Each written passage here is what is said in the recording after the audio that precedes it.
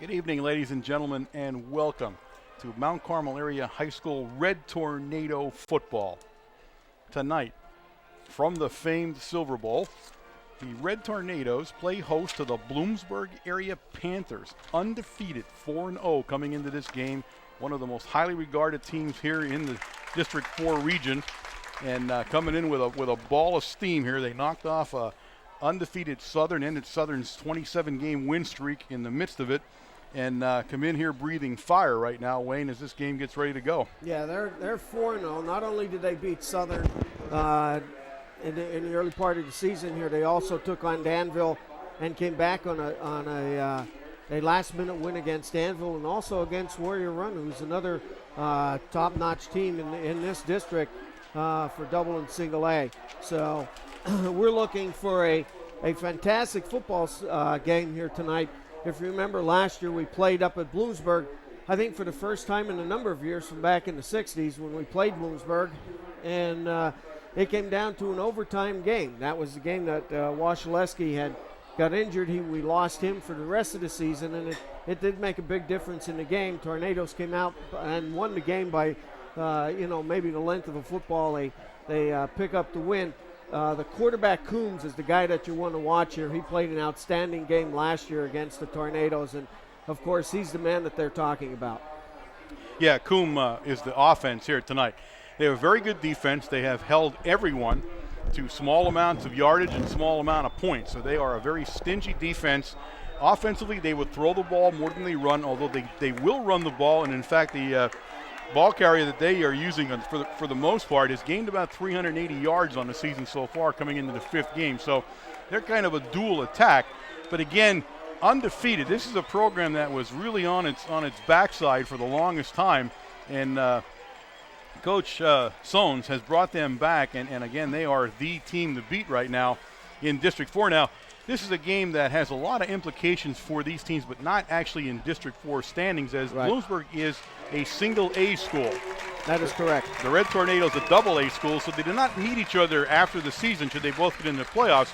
But this is a game where really these two teams are going to measure themselves and see really what they are, what the rest of the season will hold for them depending on what they do tonight. So I think both coaches see this as a real test of these two teams. The Red Tornadoes coming off a big win last week. Got to be very happy with a pounding they gave to the Indians. Put 41 points on the board. Had a breakout game by Washaleski, who really played. I mean, really played well. He came. That was the best game that we had seen Marcus play since his freshman year. Everything was right on target. Once he got in the groove, they couldn't stop him. He became very confident as the game went on, and what we noticed is he was picking his receivers, leading them, and there were a few times when he tucked the ball away and picked up a critical first down in one or two plays. Yeah, he looked confident, he looked comfortable, and we expect to see that continue. Again, when he is that way, you saw how that opens up a defense. They were trying to single cover Pulowski. They've learned that that's not going to happen. I mean, at least the Bloomsburg coaches were sitting right in front of us. In fact, two of them were scouting the game. So you obviously had to think to yourself, Pulowski with his speed and moves is now another threat. Yeah. Pulowski can come from anywhere in the backfield. He can line up anywhere in the backfield. So you got to keep that in mind. You also got to keep in mind that Washaleski began moving around again for the first time, as you noted, since his freshman year, and he moved very well. So a team that maybe 2 games ago you wouldn't have thought about doing all those different things, the Red Tornadoes now bring it all together into this 5th game of the season. And then I think that's what Coach Brennan was hoping for. You know, he needed them to gel. They didn't gel quite maybe as early as what he expected, but at least it has now happened. They themselves know what they can bring to the football field and how they can play from the beginning right until the very end. Again, you talked about some receivers here. Pulowski, of course, the big talk last weekend. Was a big receiver, prime receiver. Nobody could even defend him last week, and he had he was another one that had a come out game. Showed what he could do, showed everybody what he could do, and that sort of loosened up the pressure on Morose on the other side, who was the other wing. All right, so now tonight You might see a little bit more coverage on Pulowski, a little bit less on Moroz. We'll see what Coach Brennan is going to bring to the field and how he's going to use his receivers tonight. Yep. You will also see the Red Tornadoes establish the run. He was emphatic last night at Supper Club that they will try to shove the ball down Bloomsburg's throat despite Bloomsburg's staunch defense. And again, that's a good thing to hear when you're playing a team with such a good defense and a coach says, look, good defense, whatever, we're still going to run the ball and we're going to start and keep running it. So that's a good sign. The Red Tornadoes won the toss again, and as is their wont, they will defer the the receiving, and they will kick the opening kickoff to the Panthers. Down deep for the Panthers is number 20, Chris Sokolowski, and number 7, Devin McLaughlin. And Devin is one of their main receivers. He can catch the ball and take off with it. He is a speedster. All right, Colin Menepace, number 88, signals that he is prepared to get this game underway. It is a gorgeous night here in Mount Carmel, and Colin lets it rip. A knuckleball going to bounce down in front of McLaughlin down around the 18-yard line, and he's brought down in there right away by number 2, Jared Morgan. The Bloomsburg Panthers will start 1st and 10 from their own 24-yard line. Now you're going to see Coombe is noted for his passing. They are a throwing team here. We'll see what the Tornadoes have set up. If they stay in their normal 5-2 or maybe even jump into a 4-4 that they've run in the last couple years. Number 30 will be the back I talked about, Klinger, for the Panthers. Jordan Klinger will do the bulk of the running. Now, as you see, they come out, and here they come. 3 guys wide right, 2 guys left, nobody in the backfield. Coombs signaling to his receivers. They come out in a wide-open offense to start this game. Couple of steps back, and he fires and has his man number 20 down there, and that is Sokolowski. Sokolowski is free. Sokolowski in the first play of the game from scrimmage will take it in on a 76-yard pass and catch from Coombe to Sokolowski, and the Panthers are up 6-0. 6-0 on a short little flat pass, not even past the line of scrimmage. They trapped to the outside, blocked everybody, and he took off and right down the sidelines. All right, there you see the replay. You can see he took 1 step back. He threw the ball on a line right along the line of scrimmage there. You see number 20 pick it up, and nobody's going to catch him. All right, number 42 into the kicking, Jared Shannon. He has a leg to reckon with, folks. One of the better kickers you're going to see this season. He puts it up, and it is perfect, so good. 7-0 Panthers here, and there's still 11:44 remaining in the first quarter. They have struck very early here. No, 16 seconds off the clock. Not what the Red Tornadoes needed right now to get behind so quickly like that. And again, a well-designed play. You see 5 guys split in the formation, and we just couldn't cover everybody. It's not that they went deep. They just blocked to the outside, trapped everybody to on the inside, and he took off down along the hash mark.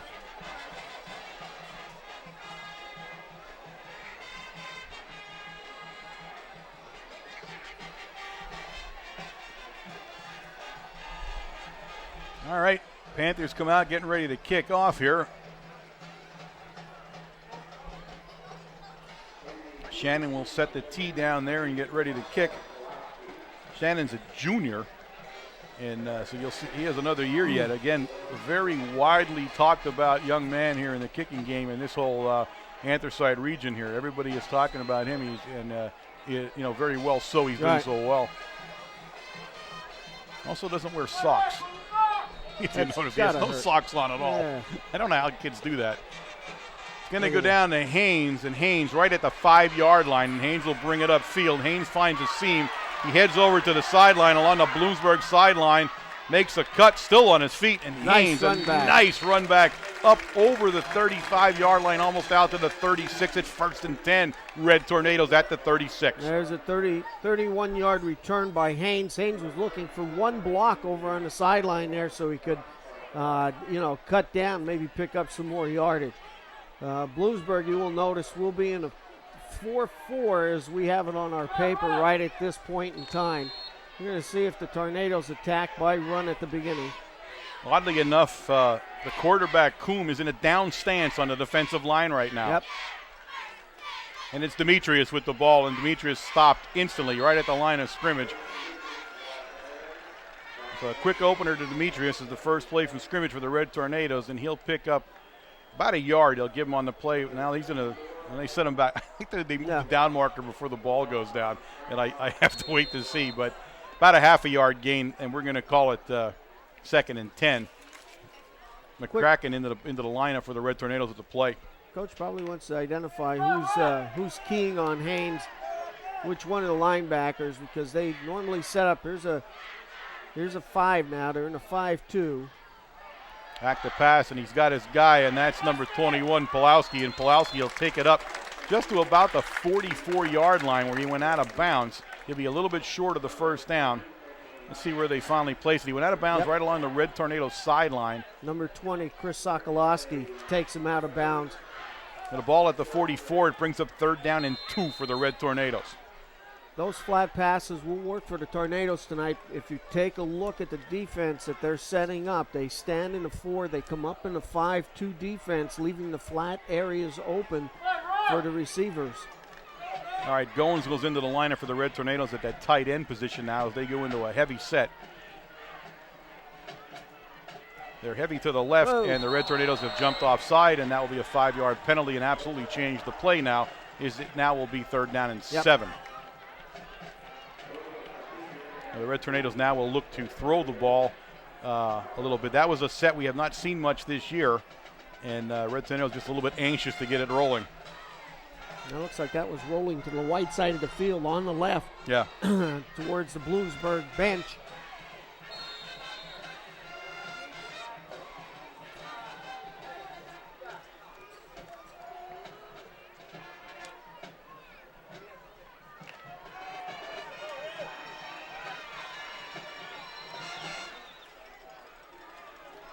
All right, shotgun formation now for the Red Tornadoes. Plenty of time. He looks down there. He has his man down there.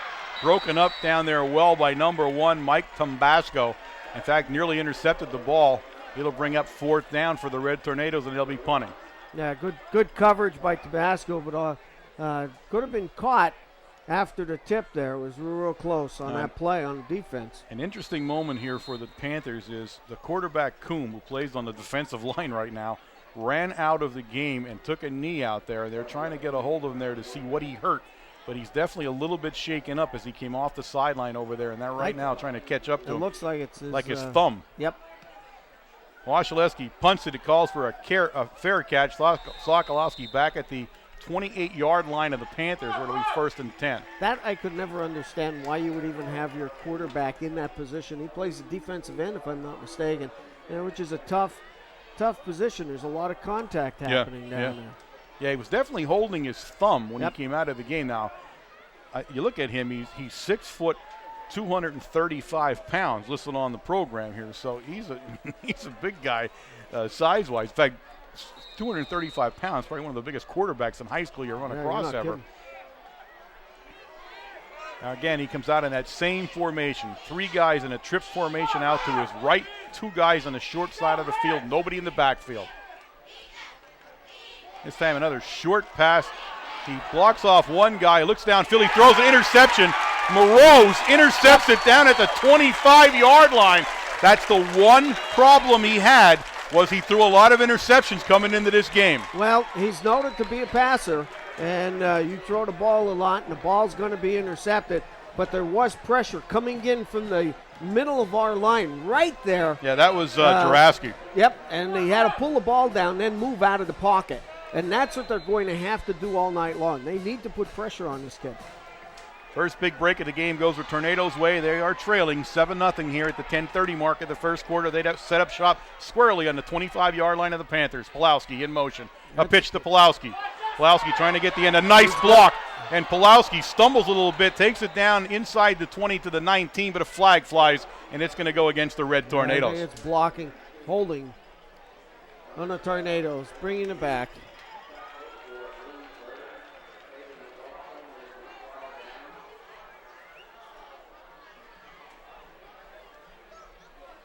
The Red Tornadoes are going to have to clean the game up very quickly. You cannot afford to make mistakes in a game like this. No, you can't let this team around. And they've had 2 big ones now already. Yep. I mean, and everybody knows, take a look at the history already in the 4 games that were played. Bloomsburg was trailing in 2 of the games, Danville and Warrior Run, and came back and won both of them within the last minute. Yep. All right. Kovaleski now, a late replacement into the Red Tornado lineup with the play for Washaleski. It's going to bring up a third down and about first down. First down and about 19 now for the Red Tornadoes. The ball back at the Red Tornado 39-yard line. And Washaleski very quickly back finds Moroz. Moroz going to have to make a move, and he does. And he does. Nice Moroz move. in the middle of the Nice field. moves. Nice run by Moroz as he takes it back down to the Panther 22-yard line. Long pass by Marcus along the flat. Moroz catches the ball. Here it is right in front of you. But Moroz picks up the big yardage here by 2 outstanding moves back into the center of the field. Here it is right here. Comes back in and breaks the tackle. One more move, puts his head down and takes on the defender. Tackle made by Coombe finally for the Panthers. And it brings up a 2nd down and 7 now for the Red Tornadoes.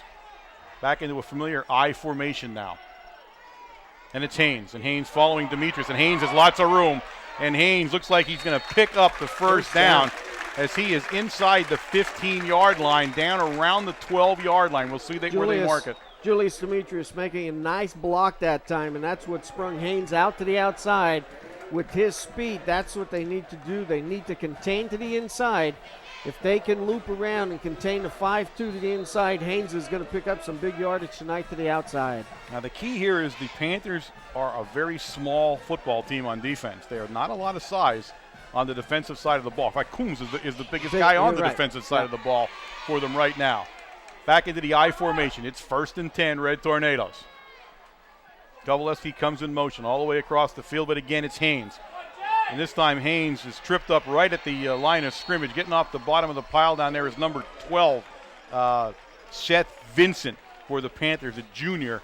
And he'll lose a yard on the play at 2nd and 11.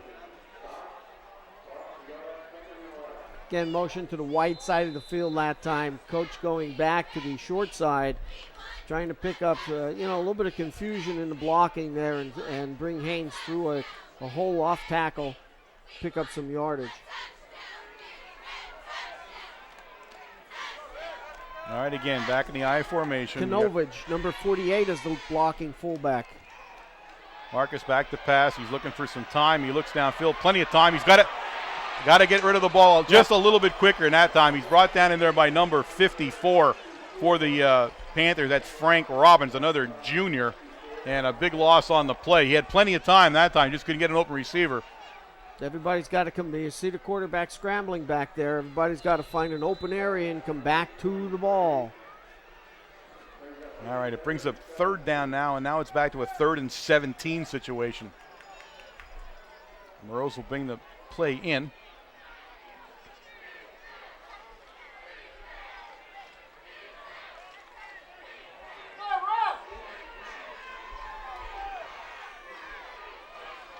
All right, shotgun formation. He leaves Kanovich standing next to him for protection. Drops straight back, a lot of time. Got his man. He had Moroz and couldn't hold on. He had Moroz, and Moroz had the ball and couldn't hold on. Tambasco, number 1, Mike Tambasco is the defender that time. Just got in front of the ball slightly. Great pattern by Moroz. Great throw by Washaleski. Those are the tough kind that you got to make that catch on. There you see it right at you. Here you see it. Moroz has it right in his hands and can't hold on. So it brings up 4th down. The Red Tornadoes will go for it as Kovaleski now brings the play in to Washaleski. You got to execute. That's the key here in a big game. Everybody's going to execute. All right, shotgun formation again. Kanovich stays in there. A lot of time. Now he's forced out of the pocket. He looks downfield. He lets it rip. Trying to get the Kovaleski, who was trying to get back to him, and the Panthers have turned the Tornadoes away. Again, the penalty, the killer in that whole series.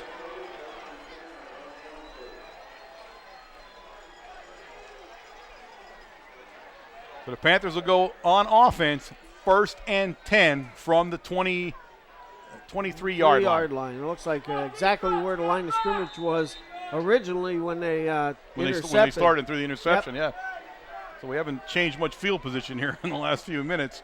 There's 7:29 remaining here in the first quarter of play. Again, the Panthers lead the Tornadoes 7-0. This time we have a split backfield in back of Coombs. You don't see that very often. And it's Klinger with the ball, and Klinger will be stopped in their mind by McCullum, but not before he picks up some nice yardage out to the 28-yard line, a 5-yard gain. Just a crossing pattern in the backfield with the split backs. Klinger going off the right side of center over the guard. Picks up 5 yards on the carry.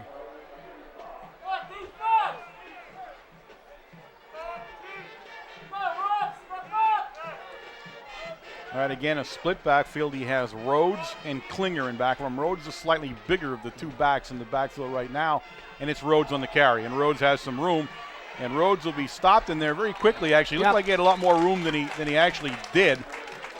Chicatano gets off the pile with the ball, but they're going to blow it dead. But I thought Rhodes had a lot more steam going for him than he did. Here you see him take the handoff. Klinger's leading the play, and you see Rhodes, but he gets stuffed right there by Goins.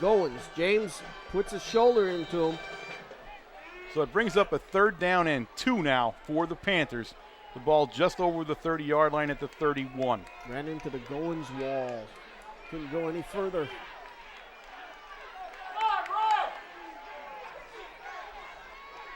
And again, we stay in the same exact formation. Long count, and it's Klinger. Klinger makes the cutback, but Klinger's not going to pick up the first down. They stopped him. McCullum getting up. Chicatano getting up. Draski getting up. So it's going to be 4th down and probably less than a yard, and we'll see what the Panthers want to do here. They want to have a measurement, so we'll call a timeout on the field, and we're going to measure this. But it really didn't look like he got it. For wherever they put the spot down, I did not believe he got the first down. So we will see in a moment as they get the chain stretched. Yeah, it looks like he did not pick the first down up. It is 4th down for the Panthers now. 4th and just under a yard, and the Panthers will elect the kick. That's a smart move by Coach Sones. They're too deep in their own territory to risk being stopped. This early in the game, and you know the way the Tornadoes move the ball sporadically here, but still you don't want to give the Tornadoes any chance of picking up great field position.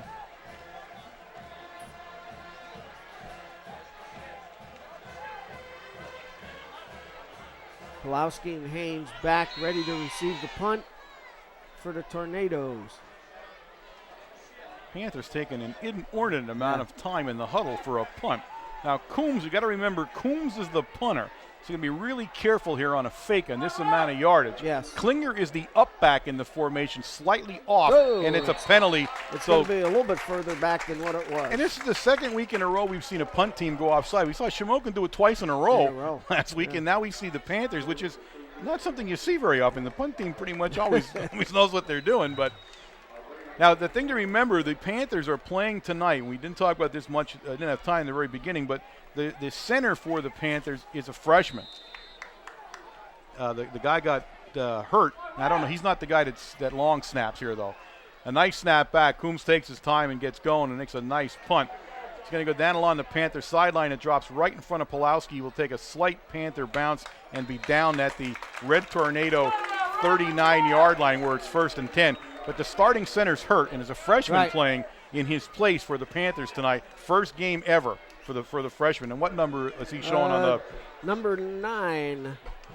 Nope, he's a freshman. Number 60, Mike Rekla. Mike Rekla. Okay. Yeah, there he is. There's the freshman. So keep your eye on him tonight as he is being baptized under fire, certainly.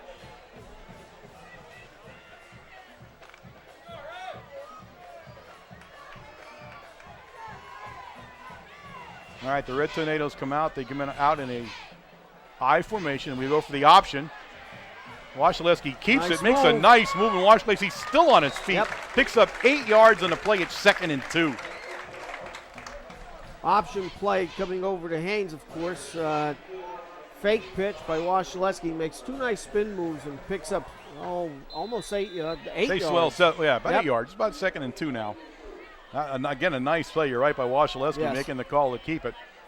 Demetrius now out of the Red Tornado lineup, and Konovich back at that fullback spot. This time everybody goes left in the formation. Pulowski and Moroz being everybody. And Haynes again has an opening, and Haynes running hard along the sideline. Haynes making a miss, and look at it. Oh my goodness, Haynes. I think there's some But laundry. a flag on the play, Flag but on the Haynes play that made time. a fabulous run. Yes, he did. Did you see that? Konovich had blocked right, and I think that's a fake. This is the second time now. We've seen this last week. Konovich goes right, trying to hold the linebackers to that side, and boy, oh boy, I'll tell you what.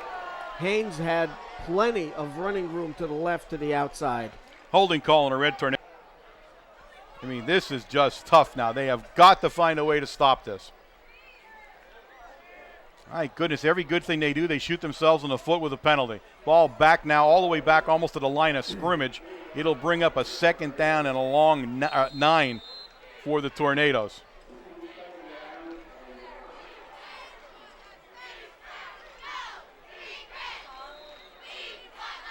The Red Tornadoes now want to call a timeout. Coach Brennan motions to his team to come over to the sideline. So a timeout on the field here at the 4:40 mark of the first quarter with the Panthers up 7-0. And again, pretty much what we had wanted to see. The Red Tornadoes look good, but are just absolutely massacring themselves with penalties. Yes, they are shooting themselves. They have to get together. Everybody has to be on the same page here, and especially in this game. You're not playing, against a slouch team. This team will kill you at any one point in time. I know that Coach Brennan now, he's not calling a play there. No, he's trying to calm them down. He's trying to get them focused here on this game. They are in the game. They're running well. They're passing well, but they've got to focus on what they're doing. All right, they break out of that timeout huddle and head right back for the line of scrimmage where they'll set up. And I'll tell you what, I keep running that play with Haynes. Haynes is going to break it one of these times. He's picking up big yardage, and it's only one guy that's tackling him.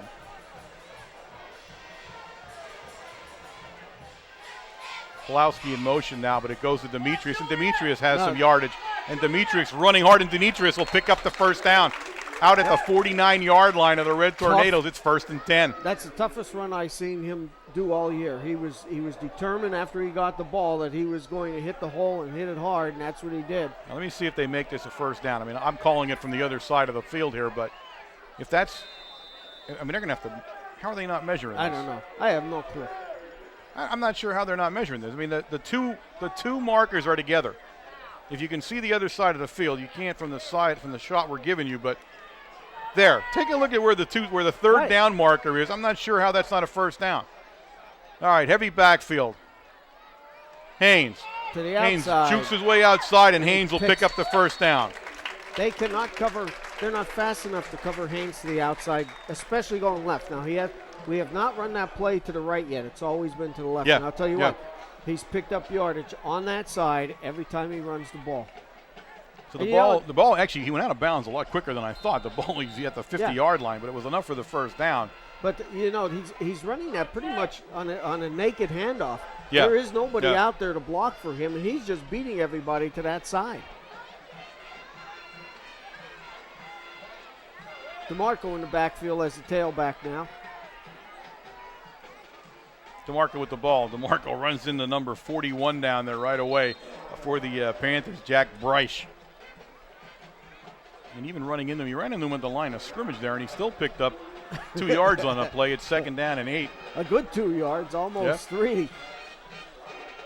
That's DeMarco, though. DeMarco's he's a tough runner. Well, DeMarco picked up a hard 2 yards and then stopped and picked Coombs up on his way back to the huddle. So that shows you what kind of guy he is. I tell you what, that heart is the exact size of his entire body. It really is. The kid just plays with reckless abandon.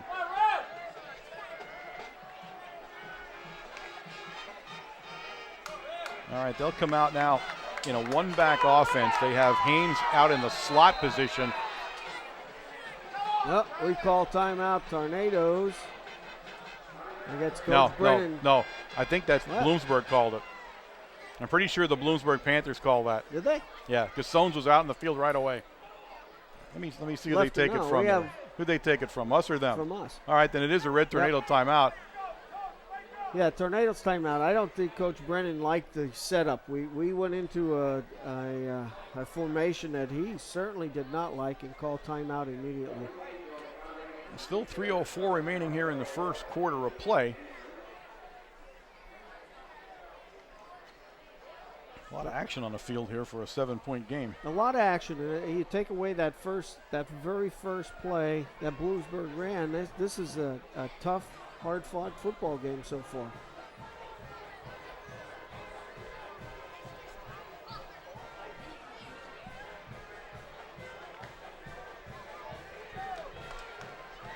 All right, now we come out with two guys split right, one guy to the short side of the field, and we have both backs standing next to Washleski in the backfield in the shotgun.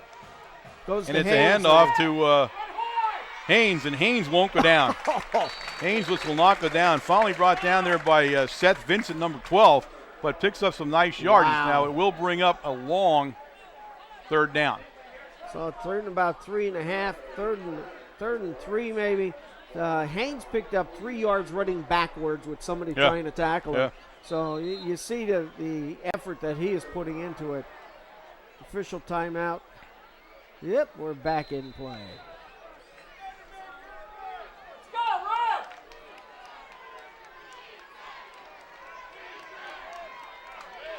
All right, a big third down for the Red Tornadoes. The ball at the 44-yard line of the Panthers. And we go back to pass, and he's under pressure, and he throws the ball away. It won't be a sack, but under pressure immediately by Coombs, the quarterback, playing out that defensive end, and the Red Tornadoes will be punting. We got to move Marcus. We've seen how mobile Marcus could be. We have to start moving him a little bit. And again, we have a tendency not to protect to the backside of Marcus. There's Coombs, and the tackle came in that time, and just about as soon as he set up to even looked at the receivers, he was being tackled. All right, Washleski will step back. He'll be punting down there to Sokoloski, number 20. Sokoloski standing at his 10-yard line. Penalty flag goes down. It looks like the Panthers may have jumped. If they did, it'll be a first down. And it was the defensive end on the left side. It goes against the Panthers, absolutely. First and 10, Red Tornadoes, and now finally the other side makes a mistake. And truly, this is unusual. Not only on their punting team, but their punt receiving team. They've now made it. They've made an offside error. And this might be a critical one here. At the 2:17 mark, the Red Tornadoes go back on offense here in the first quarter from the Silver Bowl. I formation, fake it to Haynes. Haynes picks up the. He's throwing down to Pulowski. I'm not sure what went wrong there because Pulowski was not where the ball was. Number 1, Tambasco, almost intercepted it. It was long for him also. So it'll bring up 2nd and 10 for the Red Tornadoes. That looked like there was something wrong with that pattern. Well, I think we had one person down in that zone. We were probably supposed to clear out that part of the zone if you're sending Pulowski down that deep. And I don't think we did that time.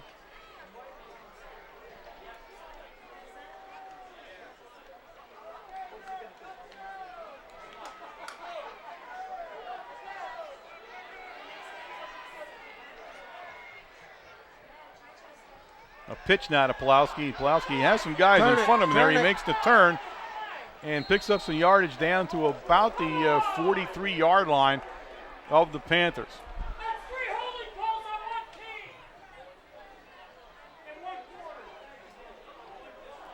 They threw a flag down now. Now I got to wonder what's going on here now. That's very unusual. That's many holding calls on one team.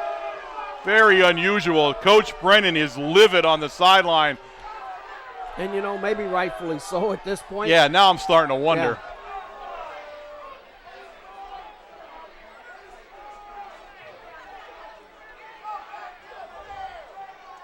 Yeah. They'll walk this one off. Again, a big holding penalty against the Red Tornadoes. Ball all the way back now at the Panthers 47. Still second down. Tornadoes can't get too excited here. If they just pick away at this, they have 2 good plays coming up to pick up the first down. That's the main objective. You don't want to try to do this all in one shot. Little hook, a little out to the outside. And all right, we're out of the shotgun now. Marcus takes a little run down. He looks downfield. He's trying to get Moroz, and he does. Moroz was covered by Tambasco, but I'll tell you what, Wasilewski threaded a needle, put it right in his hands. Yeah, he did put it in his hands, but it looked like he was on his back before he even caught the ball. Good play by Moroz, the concentration to hold on to that. There you see the little rollout by Wasilewski, and there's the ball. Boom, hits Moroz, and did a nice job for Moroz catching the ball with that kind of traffic around him. Puts the ball down now at the Panther 31-yard line. It brings up a 3rd down and 2 for the Red Tornadoes, and they go back on an I formation. Moroz and Kovaleski split out to the right. And Haynes to the outside again. And Haynes is going to look for an opening, and Haynes will pick up the first down. He did. Nice spin move by Haynes. He has perfected that move, let me tell you. 64 down there for the Panthers on the stop. Michael Schlock, and Schlock is a highly regarded defensive player. We heard a lot about 64 here. A Panther is down on the field right now. After that play, that's Klinger, the running back, and he also plays defense. And Klinger limping off to the Panthers sideline. So Klinger will go off a play here and look like he has an ankle problem. Tornadoes pick up the first down on a tough run by James Haynes. 72 Lunger takes his place in the defensive lineup for the Panthers. And it's 1st and 10, Red Tornadoes from the 27-yard line.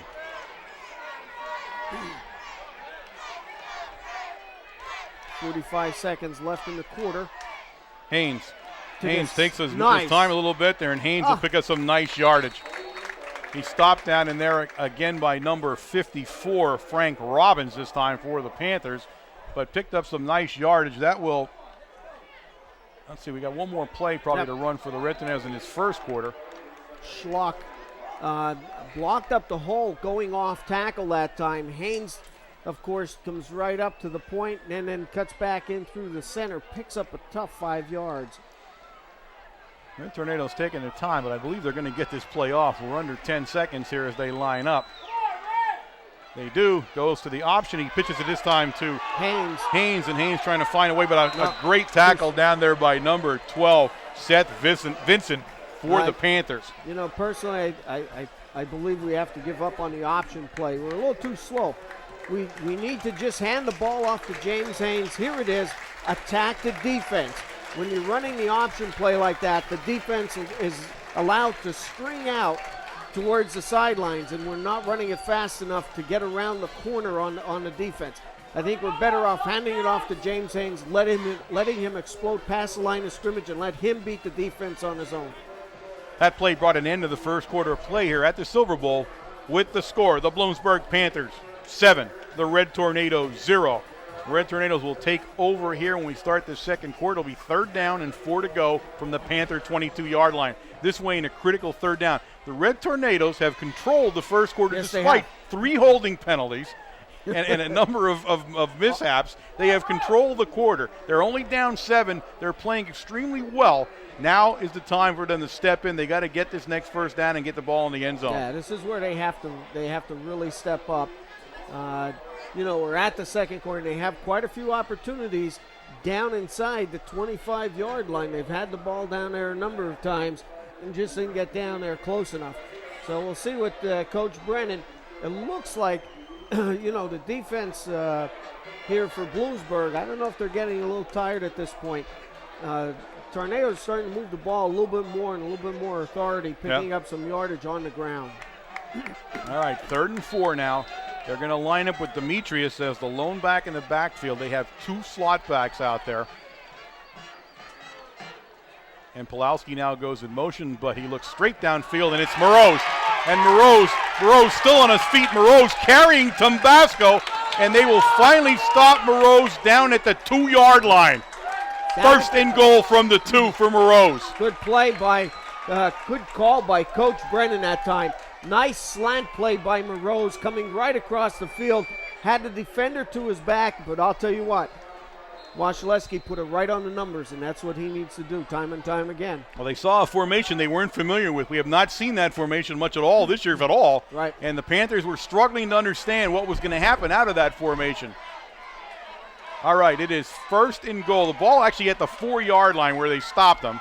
And the pitch goes to Haynes. And Haynes is a wall of blockers. And Haynes makes that stop, buries his head. And Haynes wrestles his way in to the end zone. And I mean, he wrestled his way in. Robbins, 54, had him dead stopped, and Haynes just kept plowing away, and the Red Tornadoes are on the scoreboard at the 11:27 mark of the second quarter. It's 7-6 Panthers, and the Red Tornadoes will be going for a 1-point conversion. Yeah, Tornadoes are starting to flex their muscles a little bit here in the end of the first quarter. Of course, moving the ball down the field quite a few times, but like you said, Warren, have shot themselves in the foot and sort of marred exactly what they were trying to do. Yep. Wasilewski in to attempt the extra point. Moroz will be the holder. Head down. Snap is back and perfect. Ball is into the center of the line. Ball slipped off the tee that time. So it'll be 7-6 here for the in favor of the Panthers as the Red Tornadoes do not get the extra point, and the kicking game has been an absolute wonderment the entire year for the Red Tornadoes. Well, we'll see what Coach Owens is going to come out with after this kickoff. The last 2 series, Bloomsburg had one threw an interception, 2 had the punt to the Tornadoes. Of course, the punt then after that, Tornadoes scored. So the Tornadoes defensively sort of stymied this Bloomsburg offense that everybody has heard about.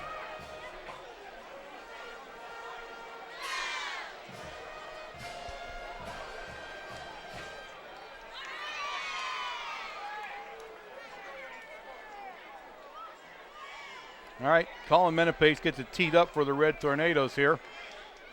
Down deep for the Panthers will be number 20, Sokolowski, and number 7, McLaughlin. Even a rather odd formation here. The way they line up is one side's a little uneven compared to the other side. And Colin will let it rip. A knuckleball going to bounce down around the 20-yard line. A ball hits and they have to cover it.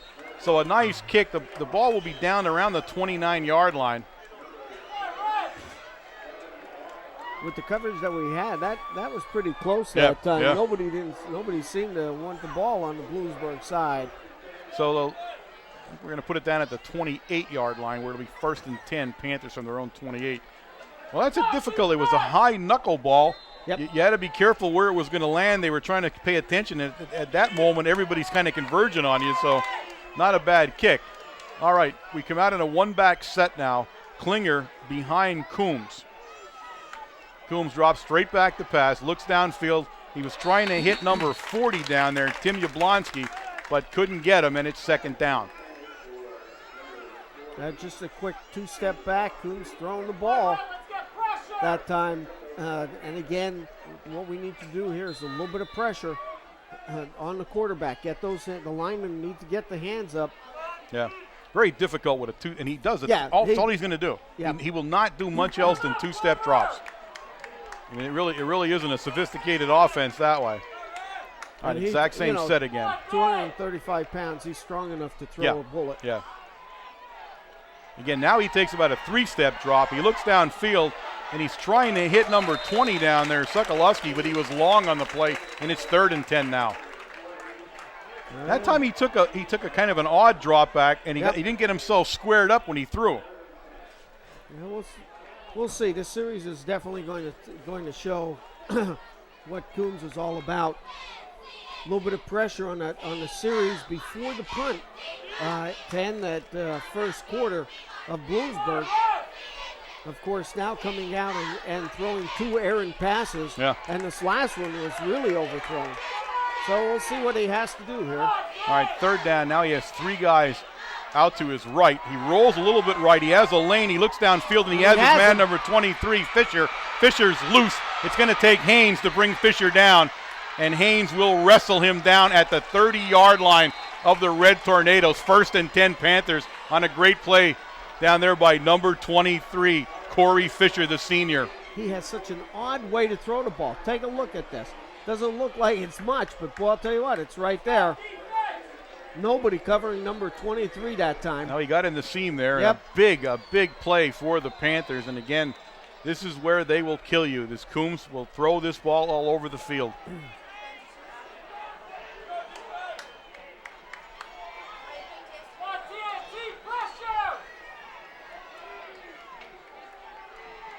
All right, now he splits two guys out to the wide side, left side of the field. He has Klinger in back of him. Again, that drop back, straight back. He's again. now looking deep down into the corner, and that's too long down there. He was well covered by Kovaleski. He was trying to hit Fisher again, but Kovaleski smothered him, and the ball went long. It's second down. Fisher went out about 10 yards off the line of scrimmage, slowed down a little bit, and when he saw the ball in the air, tried to catch up, try to get the ball at the goal line, but there was just no way he was going to catch up to that pass.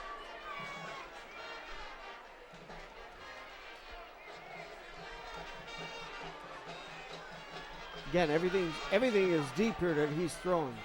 Over the first down marker, of course, and looking for the man in a gap. All right, he puts the trips out to the wide side of the field. He has Fisher down on the small side of the short side, and he throws it. And a nice play by actually Clokus, who got his arm up in the air and got in the way of the receiver. He was trying to number 20 down there, Sokolowski, but Clokus had his arm in the way, and Sokolowski couldn't get it. Again, a little bit. He went back 5 steps that time and tried to set up pressure coming off the defensive line that time, made him shuffle his feet. And what you're noticing here is as soon as he takes his eyes off his primary receivers, he has a difficult time picking up the secondary receiver. Mm-hmm. All right, a big third down now from the 30-yard line of the Red Tornadoes. Again, the exact same formation. Coombe takes the exact same thing, and this time he looks down in the corner again. Going deep.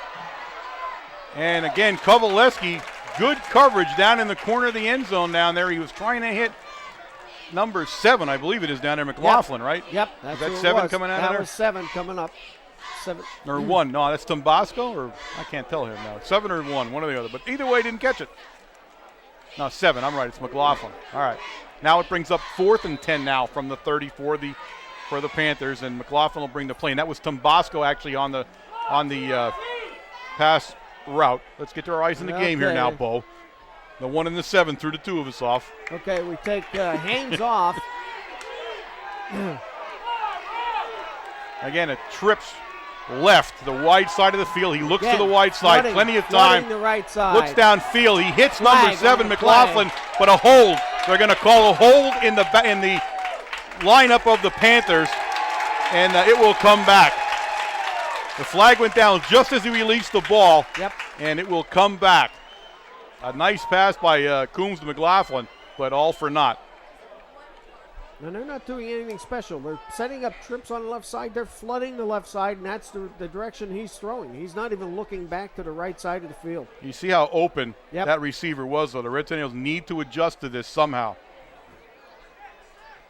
There you see the hold call by the referee. They'll move the ball back to the Red Tornado 43-yard line, where it is going to be 4th down now and probably about 20. Let's call it 4th and 19. So 4th and 19, and now the Panthers have decided to punt the ball and try to change field position for the Red Tornadoes. Coombe, the quarterback, number 9, also the punter. Pulowski going back deep for the Tornadoes. Ooh, almost over his head. Gets a nice kick. He did a lot of work to get the kick off. It's going to take a Panther bounce and will level off inside the 10 at the 9-yard line. 1st and 10 Red Tornadoes, but the Red Tornadoes do a nice job defensively to turn the Panthers back. Yes, they some great defensive play that time, especially down in the end zone. Everything going to the left, keeping everything out of bounds, and some good pressure by the defensive line to make Coombs move out of that pocket.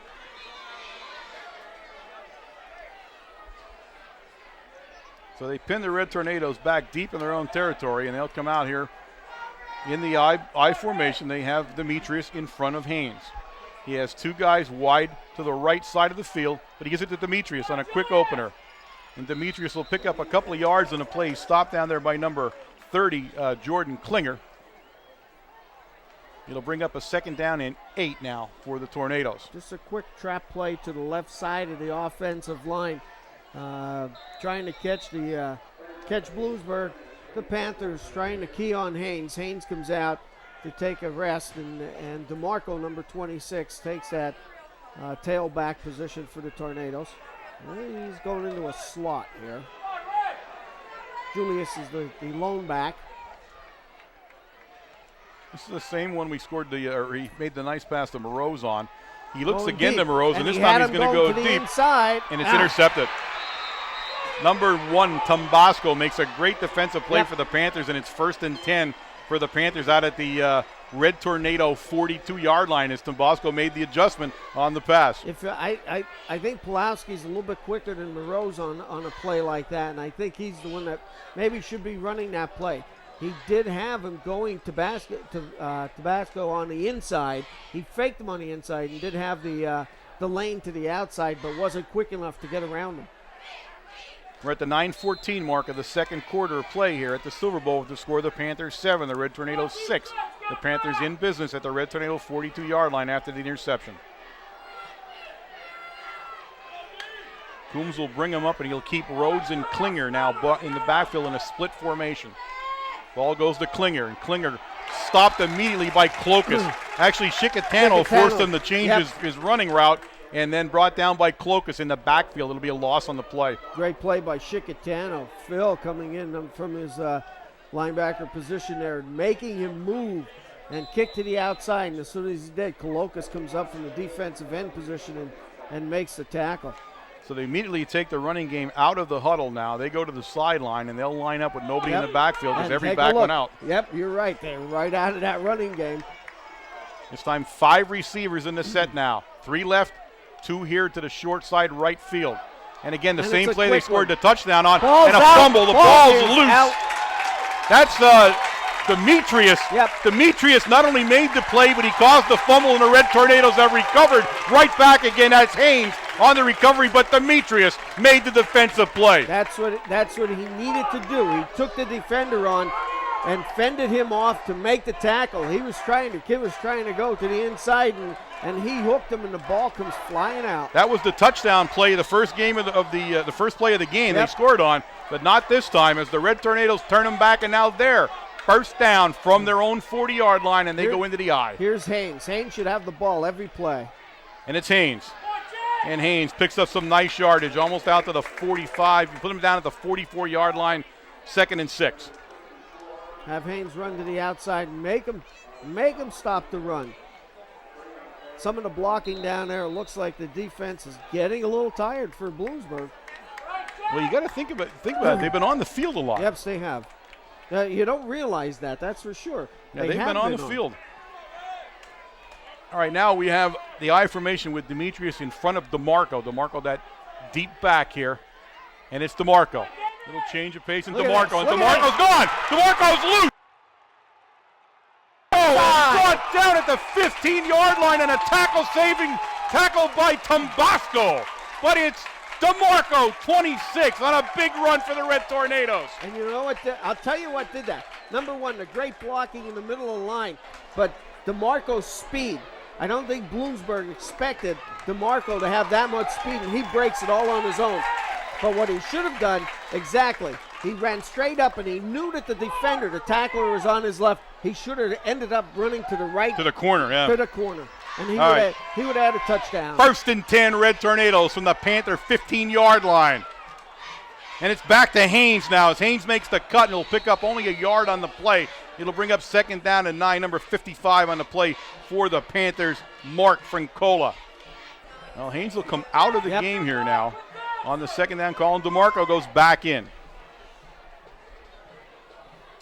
Now, it's a real change of pace, as we're saying, with Haynes and DeMarco. That's Haynes right. just a bull of a runner, and DeMarco more of a dart of a runner. He finds that little opening where Haynes makes his own opening. And Kanovich, the blocker, the fullback, right in front.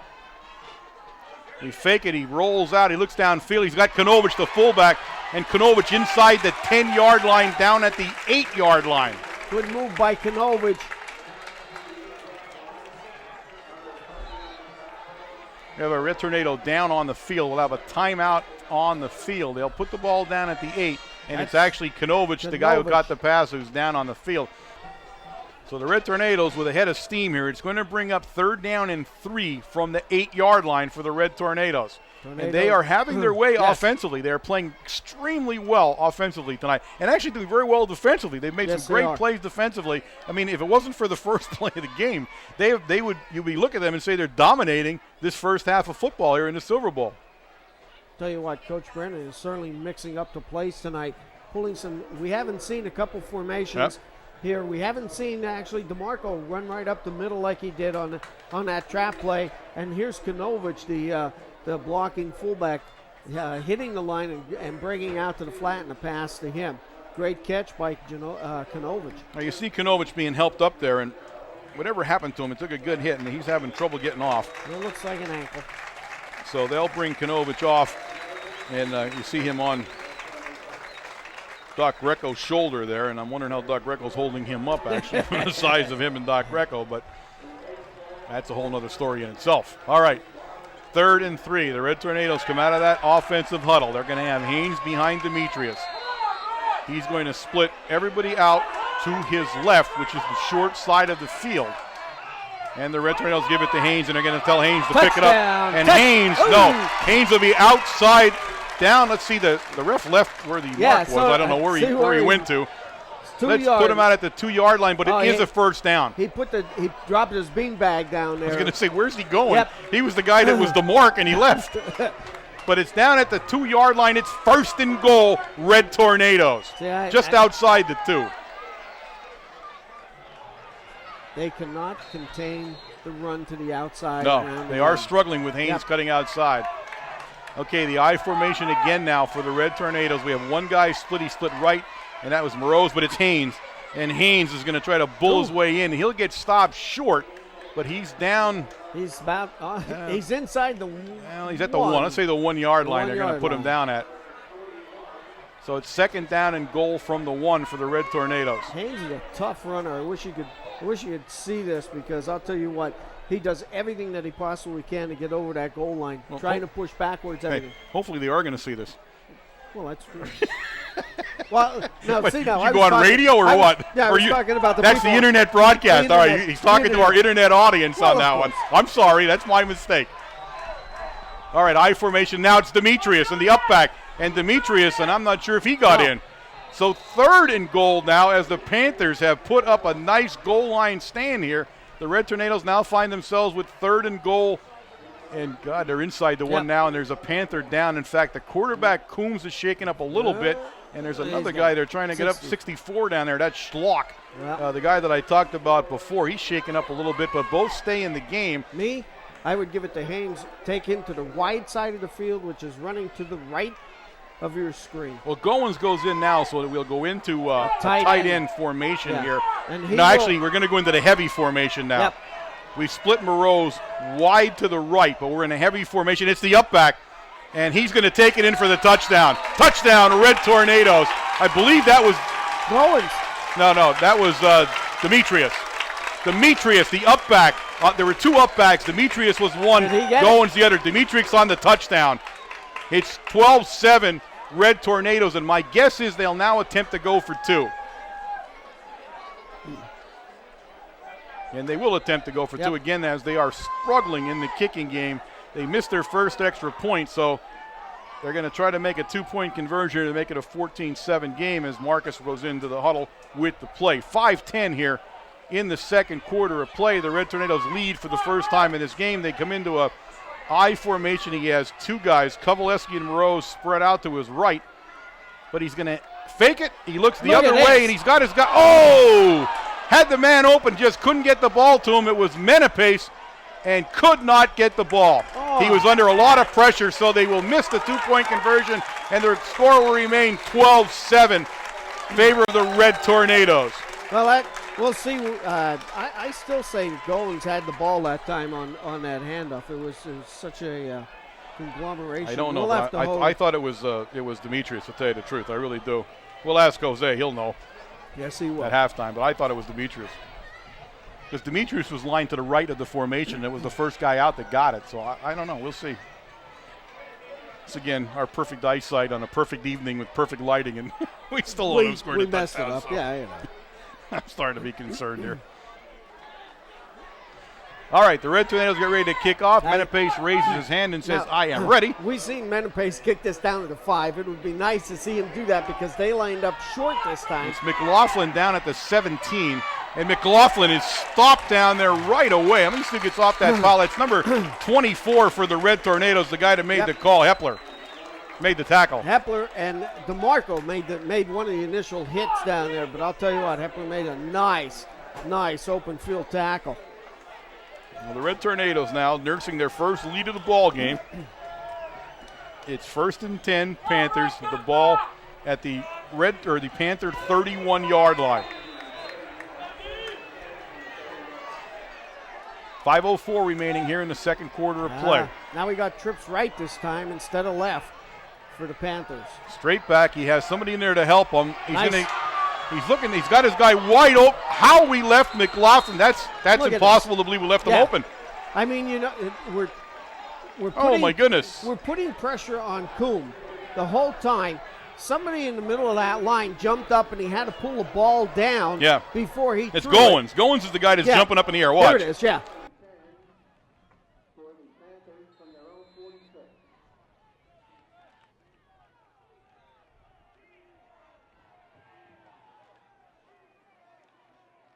They have to play a little bit tighter. 1st and 10 from the 46-yard line of the Panthers now. One back set, 2 guys to the left, 1 to the right, and he hands it to Klinger on a fake, and McCullum will chase him down. McCullum, nice play by that was a draw play. John McCullum, draw play up the center, and he makes the tackle. They pick up 8 yards on that play, but still a good play by McCullum because I'll tell you what, he had some running room. Yeah, he did. Tornadoes now, at this point in time, being warned. Flag was thrown on the flag was thrown, and I think that's a warning. The bench gets a warning. They have to get off the sidelines, move the bench off the sidelines, and we did. They were warned once, and I think the second time then is the penalty. All right, 2nd down and almost 3 for the Panthers, and they'll hand it to Klinger, and Klinger will pick up the 1st down. He's going to be brought down in there by Goins, number 34. But he picks up the 1st down. He's in Red Tornado territory at the Red Tornado 40-yard line where it's 1st and 10, 4 minutes and counting now in the second quarter. James Goins coming in from that right tackle position to make that play, although, pick up of 3 yards that time. There you see the clock on your screen counting down here to halftime as Coombs brings him up. And now he has a split backfield. And it's Klinger again, and Klinger behind Rhodes. And Klinger picks up some nice yardage on the pile push there. So he's inside the 40 down to the 35-yard line. 2nd down and 5. Surge by the left side of the offensive line for the Panthers. Blows everybody off the defensive line, picks up a tough, and that was a tough 5 yards.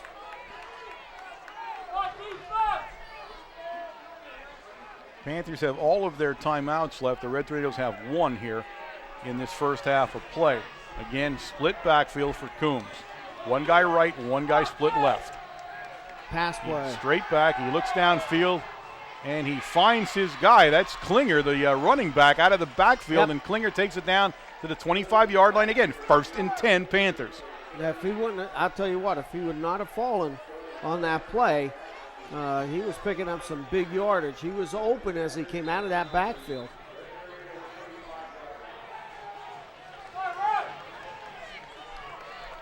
All right, 2:50 and counting here to halftime for the Panthers as they are in the huddle a fairly long time on this play. It's 1st and 10. Again, the ball at the 25-yard line, split backfield for Coombs. This time Klinger on the handoff. Red Tornadoes do a pretty nice job this time on stopping Klinger. 5-yard pickup. Bloomsburg in this series determined to stay on the ground, use up some of that clock. They're trailing in this game. 2 minutes and 15 seconds left. Tornadoes 12, Bloomsburg 7. So Coach Sones is trying to use up some clock in the half. Do not want to give the ball back to the Tornadoes with any time left. Hopefully he wants to punch that across the goal line. Again, that split back, but this time he goes straight back under some pressure. He's heading down in the corner down there, and he caught it. He's caught down around the 1 yard line, and that is Tombasco, number 1. One was covering one, and they're 1-1. And it's first and goal, Bloomsburg. 1:52 remaining in the half now, as they'll go from about the, well, let's say the 2 yard line where they finally set it down. It's just outside or inside the 2 yard line. First and goal, Panthers. Boy, you can see how strong Cruz is. He is not even setting up.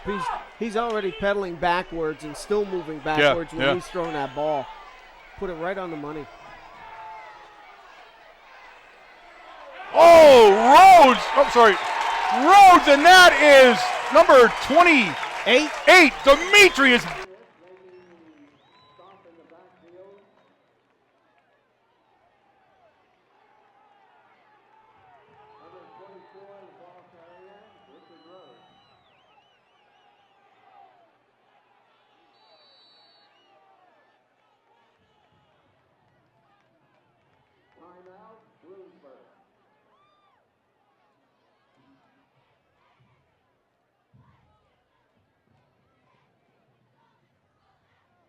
A 1 yard loss on that last play.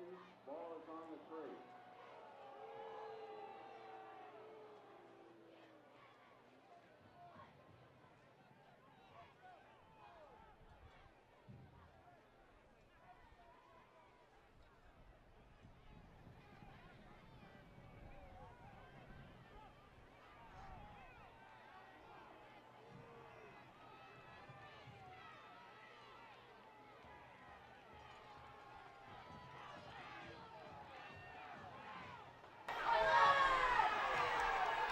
Too many guys on the field. We went out and had a coach on the field in the huddle, and we have one guy too many anyway. No wonder there. All right, we go back into that split backfield. He has 2 guys out to his right, and it's Klinger. And again, Demetrius again stops Klinger. Yep. In the backfield again for the Red Tornadoes is Julius Demetrius.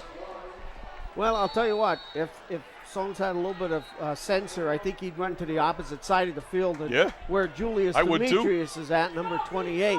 2 great defensive plays that time, and he had him wrapped up. That time he would have had a big loss on that one. 57 seconds now remaining in the half, and the Panthers are now at a 3rd and goal from the 4. They marched back 1 yard on each successive play on just how fast Demetrius was in there. My goodness.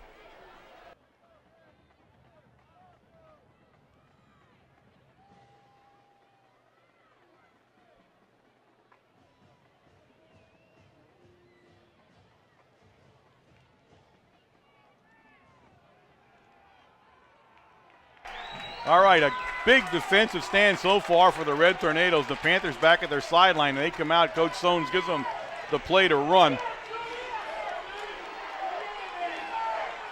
And oddly enough, they go into a huddle again as they come out. They do not go right to the line of scrimmage, so they huddle up again. And I would think now that they're going to be in trouble for time in a moment here, as he has a split backfield, but it's an odd off-center split. He pitches it out. And it's Chicatano.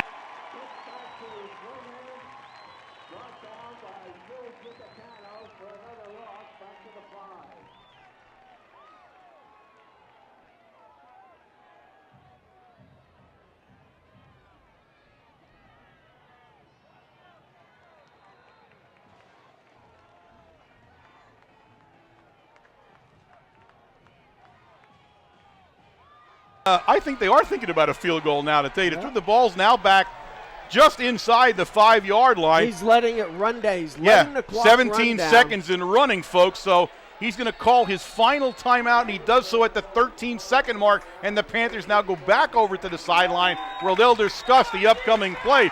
But what a defensive stand by the Red Tornadoes, Wayne. Yep. Well, Demetrius coming off that defensive end position twice like a shot, and they ran towards him both of the time. The third play, if you notice, they faked the straight dive to Demetrius. Or to Rhodes. Right, but I mean they faked it. The full Demetrius, yeah. The full Demetrius to keep him in position. Tried to pitch to the outside, but never realized that Helmut Chicatano came in and he just buried him. I tell you what, if they keep him out of the end zone here, this is going to be a big momentum change here. I really believe it. They are going to come out, and let's see what they want to do here. They're going to go for it. I thought they'd kick a field goal. They have an excellent kicker, but Sohn says we're going for it. Ball at the 5-yard line. The Red Tornadoes have turned them away on 3 successive plays. They got away from the run. They're going with the quick pass play here. Timeout for the Red Tornadoes. They couldn't get it, and he threw it away. Good thing he didn't get it. They have not scored. The Red Tornadoes were trying to get a timeout because he had a 5-man formation out to catch, and he throws the ball down. They couldn't get a touchdown. Chicatano getting his hand on the ball that time. Again, 2 great defensive plays. 2 by Julius Demetrius and 2 by number 50, Phil Chicatano. Number 1, the speed coming off of that defensive end position and putting some pressure on that quarterback, and Chicatano from that linebacker position playing not only the run to the outside, but also protecting on the passes as the receiver came across the center. I can't believe the Red Tornadoes want to do anything goofy here. The ball's down at the 5-yard line, and they take a knee. Nobody has a timeout to use right now, so they will go out. The Red Tornadoes, as the first half comes to an end in the Silver Bowl, lead the unbeaten Panthers 12-7.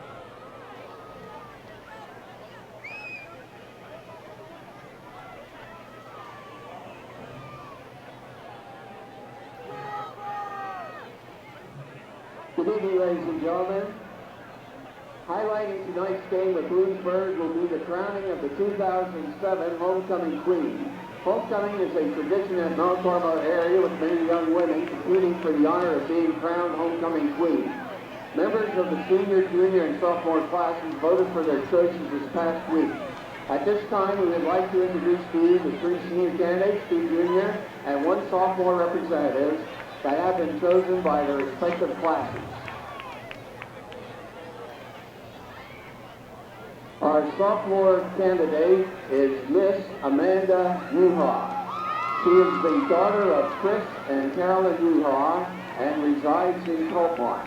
Her activities include track, soccer, and student council. She is being escorted by James Haynes, member of the Red Tornado football team.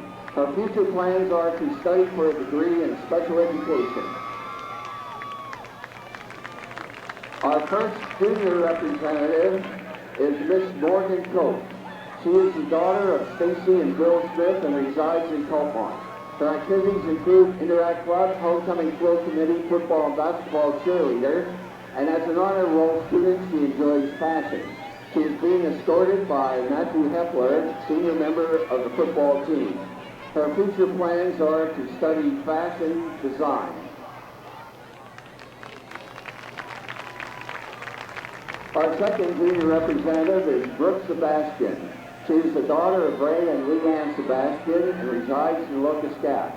Her activities include National Honor Society, basketball, skiing, and swimming. She is being escorted by David Competition, senior member of the football team. Her future plans are to attend a 4-year college.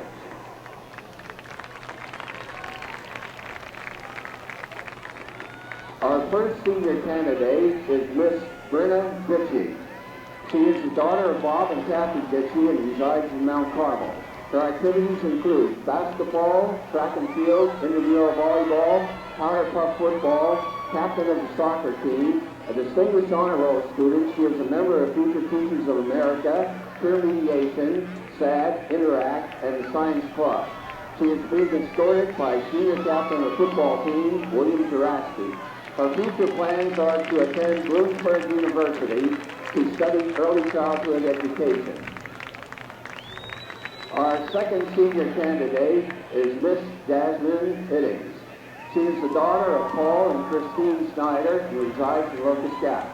Her activities include Art Club Treasurer, SAD, Spark, SODA, PAT, FTA, Science Club, Chemistry Club, Science Envirotron, captain of the varsity wrestling cheerleading squad, student council, National Honor Society, Float and Prom Committee, the Youth Service Program, Upward Bound, Hobby, and PFEW.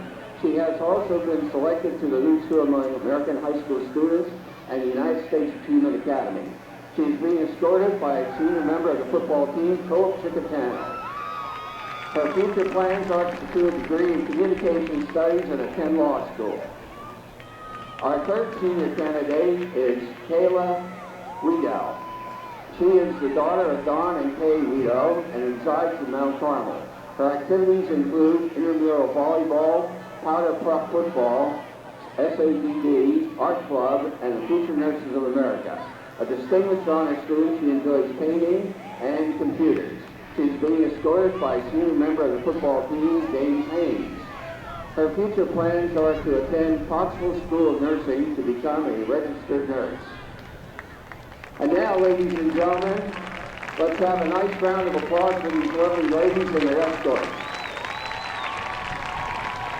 The final moment of anticipation has arrived. So at this time, I would like to introduce to you the 2007 Homecoming Queen, Miss Brenna Dixon.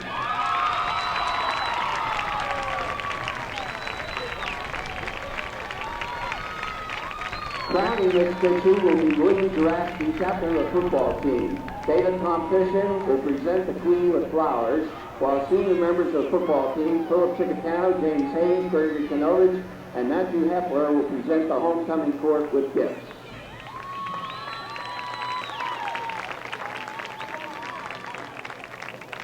As these lovely young ladies are being escorted to their seats, we would like to take this opportunity to thank Mr. Ronnie Chicatano, the staff of the Career Center, and Dave's Auto Body for their cooperation in making tonight's homecoming activities a success.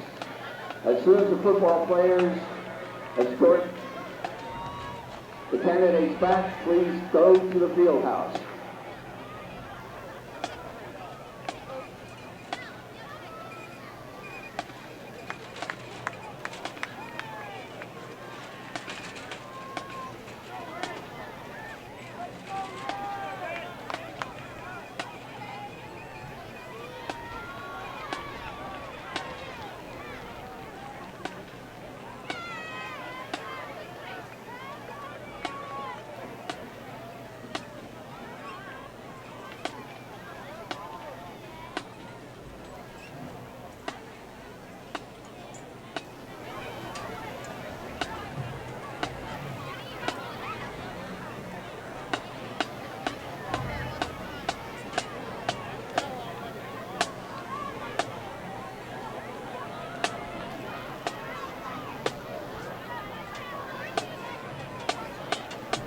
Ladies and gentlemen, now entering the field to present their 2007 show is the Mount Carmel Area High School Big Red Band.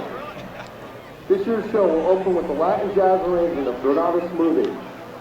Next, the band continues with the medley of songs from Carlos Santana featuring Smooth and Oye Como Va.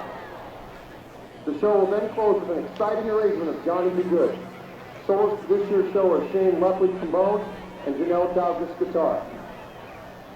The MCA band travels extensively and has performed many locations, including the U.S. Capitol, the RCA Dome for the Indianapolis Colts, the Sky Dome for the Toronto Argonauts, Veterans Stadium for the Philadelphia Phillies, and many appearances at Ralph Wilson Stadium for the Buffalo Bills.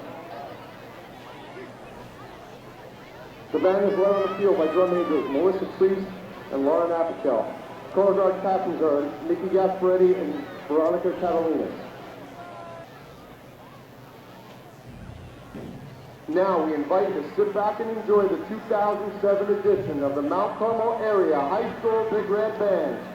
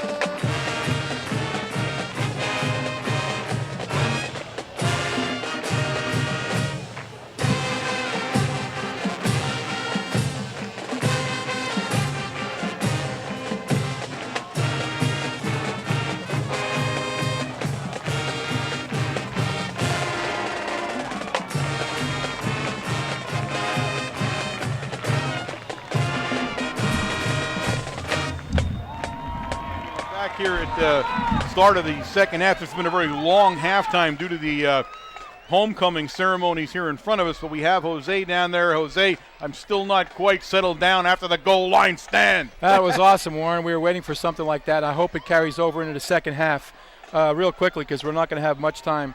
For Bloomsburg, 10 rushes for 29 yards, and that's a real encouraging thing for Mount Carmel. But passing 6 of 14 for 164 gives you 193 yards of total offense in the first half and 6 first downs. For Mount Carmel, 25 rushes, 99 yards, 5 of 11 passing for 60. That gives you a total offense of 159 yards and 6 first downs. James Haynes, 14 for 47. Julius Demetrius, 4 for 5. And Dave DeMarco, 2 for 45. Matt Morose, 3 catches for 47 yards. Pulowski, 1 for 7. And Greg Kanovich, 1 for 6. All in all, not a bad first half, and hopefully that goal line stand will carry us in a second. I'll tell you what, that was a great goal line stand. Now, I did have one problem with the ball spot on that one play. Well, I don't know if you saw me. I was going crazy. He got the ball on a 5, and he gave him forward progress on the 3. So I don't know if the replay showed it or not. But it was horrendous. I mean, what are they, blind? The officiating has been suspect all night. Spotty, huh? I got to shut up. That's okay. We'll take care of that part for you, Jose. All right. I'll see you guys later. All right. Jose, before you leave. Yes. Who scored the second touchdown? Julius. There you go. Okay. Julius Demetrius. I owe him one. I am vindicated once again. All right. See you later. Hey. All right.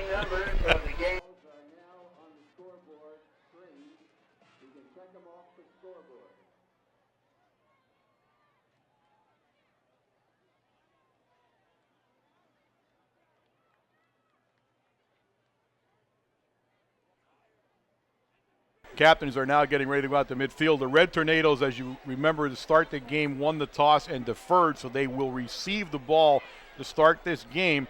Here in the second half, they lead 12-7. And I said, you're all aware, we're coming off one of the great goal line stands in our recent history down in the bleacher creature section of the stadium down there where the end zone bleachers are.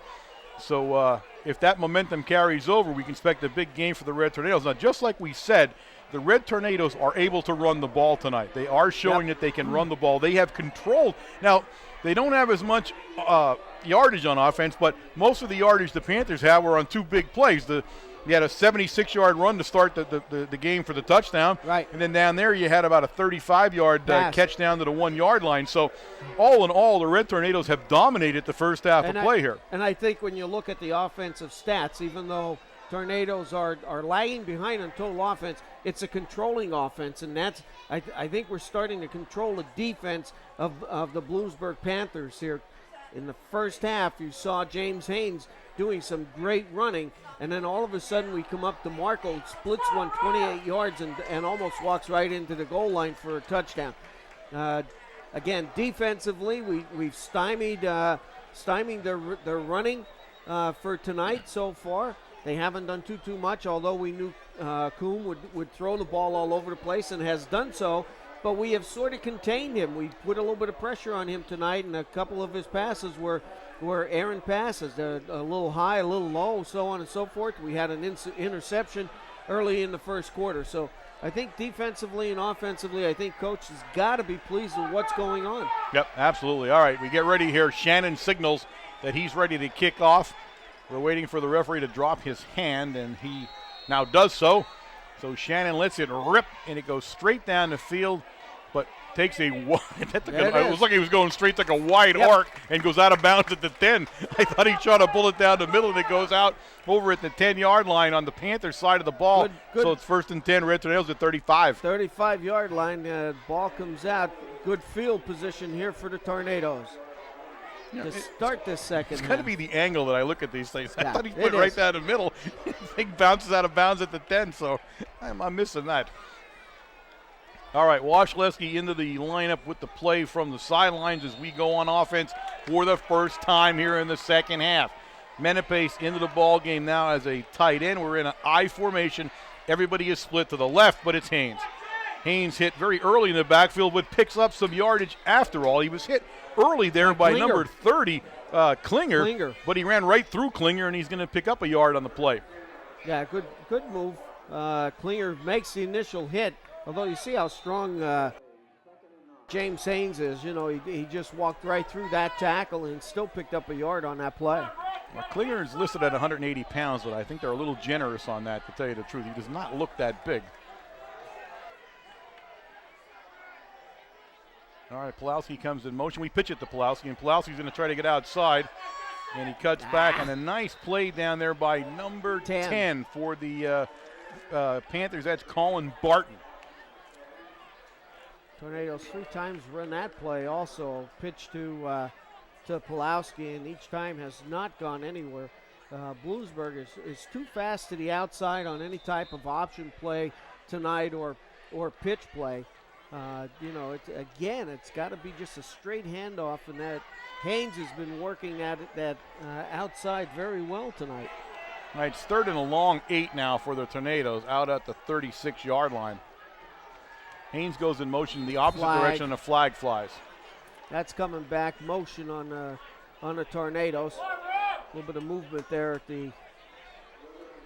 on the line. It'll be 3rd and 13 now for the Red Tornadoes.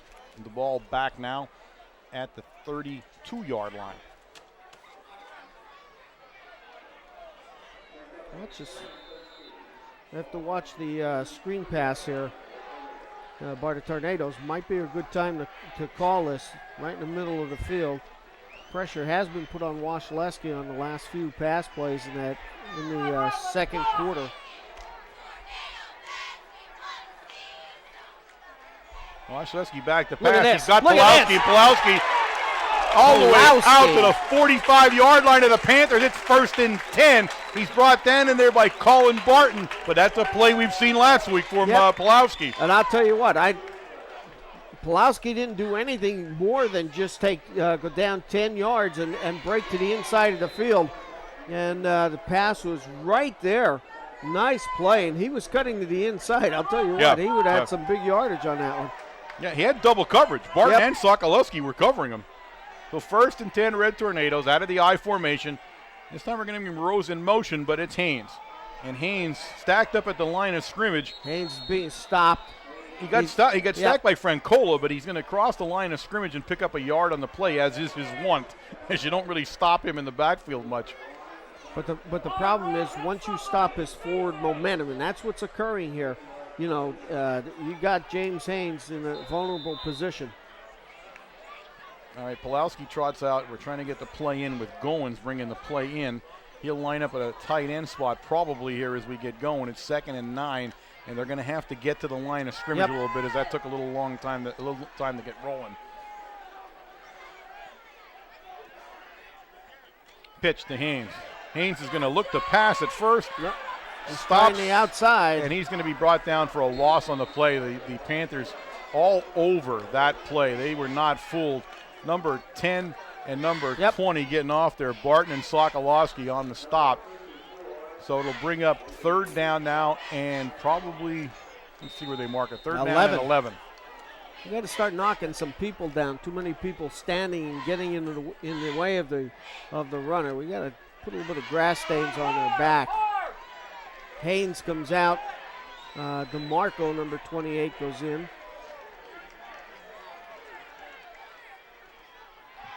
Shovel pass to DeMarco. To the He's outside. Got a blocker there. DeMarco crosses the 40-yard line. He'll take it down to about the 36-yard line. He's going to come up about 2 yards short. It'll be 4th down. Nice run by DeMarco that time. Just a shovel pass. Looks like a option play. Of course, DeMarco cuts to the inside. Nice blocking by the left side of the Tornado line, coming right at your screen, taken out of bounds. 4th and 3 now. The ball's sitting down at just outside the Panther 36-yard line. Haynes back into the lineup in the I formation for the Tornadoes. They go into a full house backfield. Pulowski and Demetrius in front of Haynes. And it's Pulowski, and Pulowski's going to try to get outside. He cuts upfield, but Pulowski's still going and almost. very close. I don't know if he got it. No, he will be stopped short. They're going to put the ball right at the 35-yard line. He's going to be needed the 34. A yard short of the first down. Panthers take over. Great try. Second effort by Pulowski. 7:37 now remaining in the third quarter of play. The score, the Red Tornadoes 12. The Panthers of Bloomsburg 7, and the Panthers go on offense.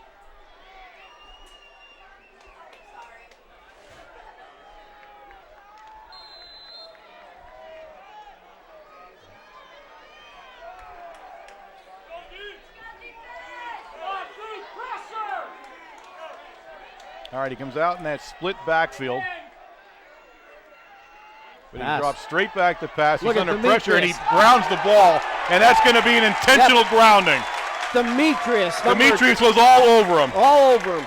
Did not give that fullback. In fact, it was Klinger that had to take him on, and Demetrius just blew right by him. Yeah, he overtook Klinger in a second. And Coombs had no choice that was about as flagrant as you can do. He had no choice. He threw it right into the ground. But it'll be intentional grounding will be the call. They're going to mark it off here now. And that is a loss of down. I believe it is a loss of down, yeah. Let me see if that is or that's. First, let me get them marked off because it's a big loss. I mean, it's a big loss. Oh, Lord, it is a big loss. It's going to be second down. Yep. So you lose that down on first. It's second down, and let's see, 10, 20, almost 30. Demetrius just playing some tough defensive end position.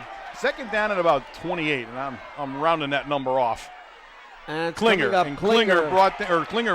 initially stopped by Juraski. Yep. He'll gain a couple of yards on the play. It's third down, and the Red Tornadoes are playing like wild men on defense as Goins gets off the bottom of that pile.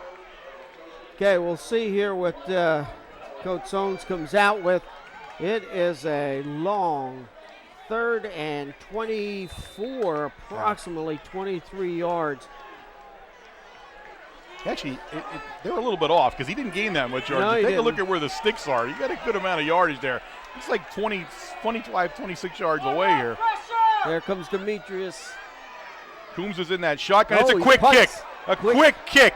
Oh, you don't see that, and it's a beauty as Coombs will boot the ball all the way down inside the 30-yard line down to the Red Tornado 29. But I'll tell you what, a quick kick is a surrender. Yes, you're darn right, and that's exactly what I was going to say. This hats off, in other words, to the defense. You played a tough defensive series this time. You forced them out of their game plan and a quick kick. Now, strangely enough, the last time we saw a quick kick was him last year.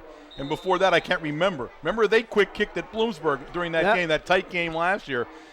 And that was also a Mount Carmel area mainstay during the Jazz era. It was the quick kick. We did that more than anybody when the time was right. DeMarco finds a seam. Oh, face mask. Face mask penalty going to be called. They're going to bring DeMarco down at the 32, but it'll be a big penalty. And they turned his head all the way around. It'll be a major one. This is a biggie coming up. Again, he reached out, and with DeMarco, you reached out, and where it normally would have been the guy's waist, it was DeMarco's helmet. So face mask, a personal foul face mask, so it's the bigger of the two. And during that play number 55 for the Panthers, Francola got shaken up, and he's taken himself out of the game. So Francola out for the Panthers at the moment here.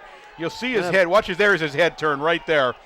Got us right by the face mask. So the ball, we moved all the way up to the Mount Carmel area 48-yard line where it's 1st and 10. 1st and 10 for the Tornadoes. Big penalty, face mask. 6 minutes and 35 seconds left in the third quarter of play. Tornadoes, I think, putting a little pressure. It looks a little panicky on the defense there for Bloomsburg. This time DeMarco, and he's stopped in the backfield. Number 54, Frank Robbins of the Panthers. A great defensive play by Robbins. Yep, nice play. Comes in from that. Looked like the defensive, where's Grady playing? Well, it's hard to tell because they move around a lot before the start of the ball. Coombs actually moves back and forth with Klinger, and they shift around a lot on the snap. 54 is actually a linebacker. I mean, that's where Yep. he's lining up at. As a line. See how But again, he changes there he's position done. right away depending on where the lineup is. So it's an I formation, and it's drop back. It's Moroz, and Moroz Good move. Get out Moroz of bounds. takes it inside the 45-yard line. Let's see. Let's mark it right on the 45-yard line of the Panthers, and it's going to bring up a 3rd down and Long three. a long That's three. the long three. Tell you what, Moroz did a nice job. He caught the ball. He turned back to the middle of the field to look at the defenders where they were positioned, and then he spun back to the outside. And what he should have done is maybe gotten out of bounds there, killed the clock. 5:12 remaining in the 3rd quarter, and we go into a heavy backfield on a 3rd and a long 3.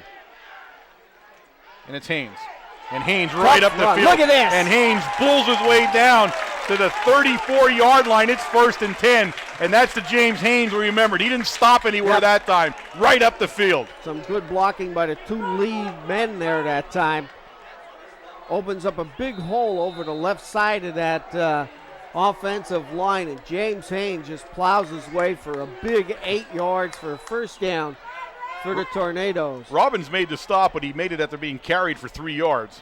The ball sitting squarely on the Panther 35-yard line. Now we go back into that heavy backfield once again, and it's Haynes once again. And Haynes looks upfield, and Haynes will pick up about 3 yards on the play down to the 32-yard line. Getting off the bottom of the pile down there is number 41 for the Panthers, and that's Jack Bryce. Again, the 2 lead blockers go right. James Haynes Yeah, it goes the opposite left. direction, which is somewhat odd in a heavy backfield. But we saw that on the goal line so often when we decoy everybody heavy to one side and the ball carrier goes the other way. Of course, James Haynes in a tailback position. And we got the pass again. This time it's Moroz again, and Moroz is carrying Tombasco, and he carries him down. It's a 1st and 10 for the Red Tornadoes. A nice pitch and catch by Washleski to Moroz. Moroz makes a nice inside move. Here you'll see it on the replay. It's the hookup. He hooks right up in front, 5 yards in front of the defender, turns around to his right and takes off for an extra 3-4 yards. Timeout called here with 3 minutes and 55 seconds left by Bloomsburg Panthers.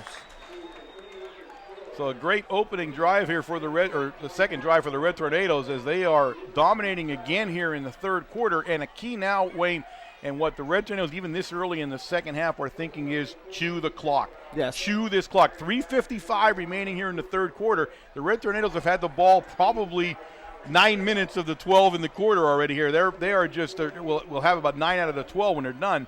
So, and it's sort of you take a look. The opposite side of the line sort of looks a little anxious over there. They look a little panicky. Tornadoes are starting to move the ball at will down the field and pick up their 1st downs. And I think Sones knows, Coach Sones, he does not want the Tornadoes to score because the defense has played very well since the 2nd quarter. Yeah, yep.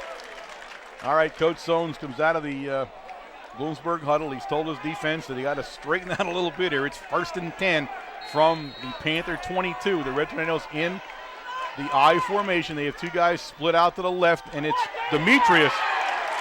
I'm sorry, is it Demetrius or DeMarco? Let me see who gets off there. 26, that's DeMarco. our boy. DeMarco.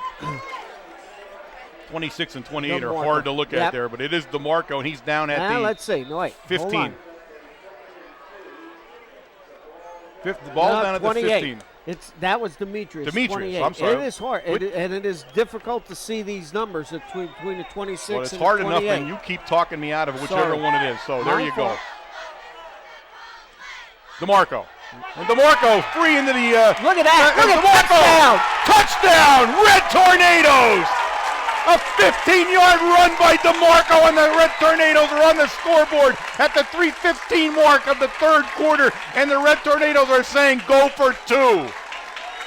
DeMarco was not Look at the replay. Not being denied here. Nice running block by some Demetrius, great too. authority. Splits 2 defenders and walks into the goal. Pulowski made a nice block at the end. Yes, Demetrius made a heck of a block at the line of scrimmage. He squirted past them and into the end zone. The Red Tornadoes go for 2. They're up now 18-7.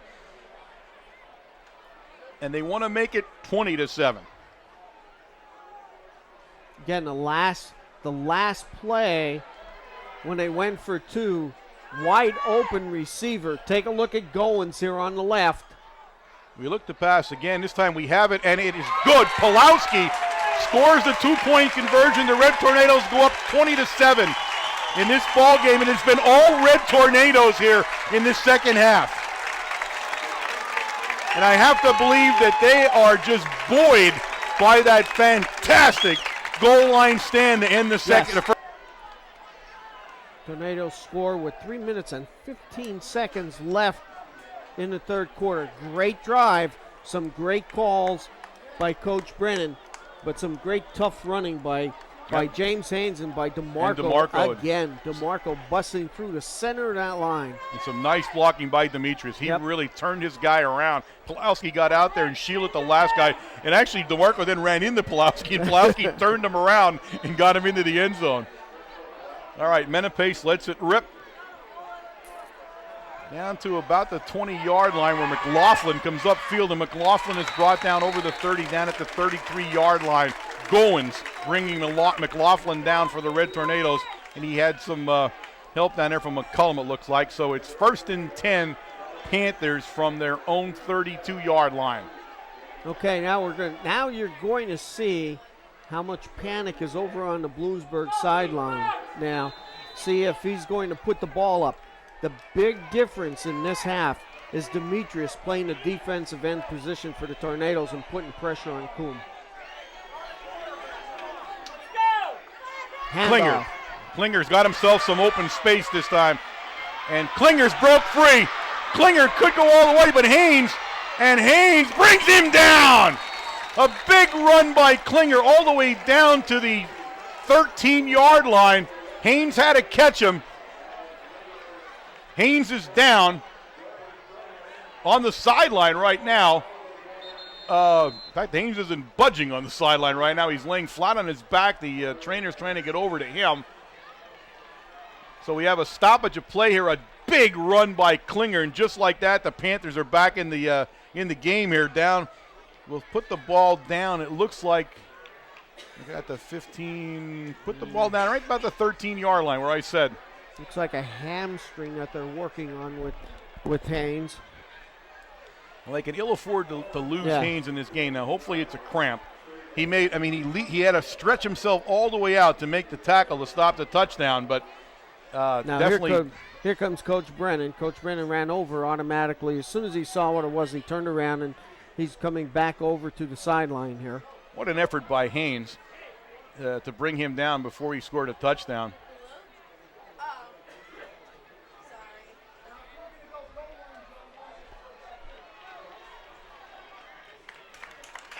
Haynes is up now, and Haynes is actually walking off into his own power, so he'll come to the sideline, but doesn't look any worse for the wear right now, so Doc Recco cured him on the sideline there.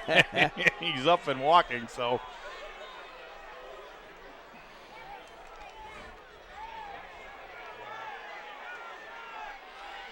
Of course, the trainer from Star Physical Therapy also over there, Mr. Swaldy. All right, it's 1st and 10 now from it's just outside the 14-yard line of the Red Tornadoes as the Panthers come to the ball. The Red Tornadoes up 20-7 at this juncture in the game, and a split backfield for the Panthers. Whoa, movement. Movement from the center. The center snapped it before everybody else, and it's a 5-yard penalty. And that, we told you, there's a freshman center in there, and boy, did he surprise Coombe a little bit. Did you see Coombe jump? The ball hit the ground right away, and he tried to cover it. But it'll be a 5-yard penalty on the Panthers. Moves the ball back now to about the 18-yard line, where it's 1st and 15 now. Again, and I truly believe that's because of the way the defense have been playing. They're so keyed up. They're playing such a great game that they're putting so much pressure on this offensive line. All right, a split backfield. He has one guy right, one guy left. And it's Klinger. And Klinger's kind of come around the end. And Klinger's got himself to turn, but he'll be brought down hard in there by Demetrius again. Demetrius And he gave Klinger's hurt. They're trying to pull Klinger up, but Demetrius pounded Klinger at the 14-yard line. He actually folded Klinger in half when he made the tackle. He's coming right at you. Now, Klinger made the turn, and out of nowhere, you're going to see Demetrius boom, right there. Ooh, right down on his shoulder. 1:35 and counting in the third quarter here. The ball will be placed down at the 14-yard line. It's 2nd down and 11 now for the Panthers. Again, the split backfield, one guy right, one guy left in the formation. He drops back to pass. He's looking in the corner. He's looking for Tombasco, and he throws it too long. Again, that's one Kovaleski covering one Tombasco, and it's going to be 3rd down and 11 for the Panthers. They're isolating Tombasco on Kovaleski all night long. They're getting that man-to-man, and that time Kovaleski was the winner. He covered him as best you possibly can. 3rd and 11. Kills the clock. And they now call a timeout. They're going to have to call a timeout. There's no way they're going to get the play in, and they don't. So Bloomsburg Panther timeout. That's their 2nd timeout of this second half here. They're down to 1. And they're going to go over and talk about it as they got really confused about what personnel to get into the game and couldn't manage to get the play in time and didn't want to lose another 5 yards. It's already 3rd and 11 now. And the bad part about that is the clock was already dead because of the incomplete pass. So, you think they would have had everything all straightened out even before. It's a little bit surprising they couldn't get the right personnel in there. And at one point they had about 15 guys on the field trying to decide who was going in and out. Now they need to get down probably just inside the 4 for a 1st down. All right, Coombs will bring them out.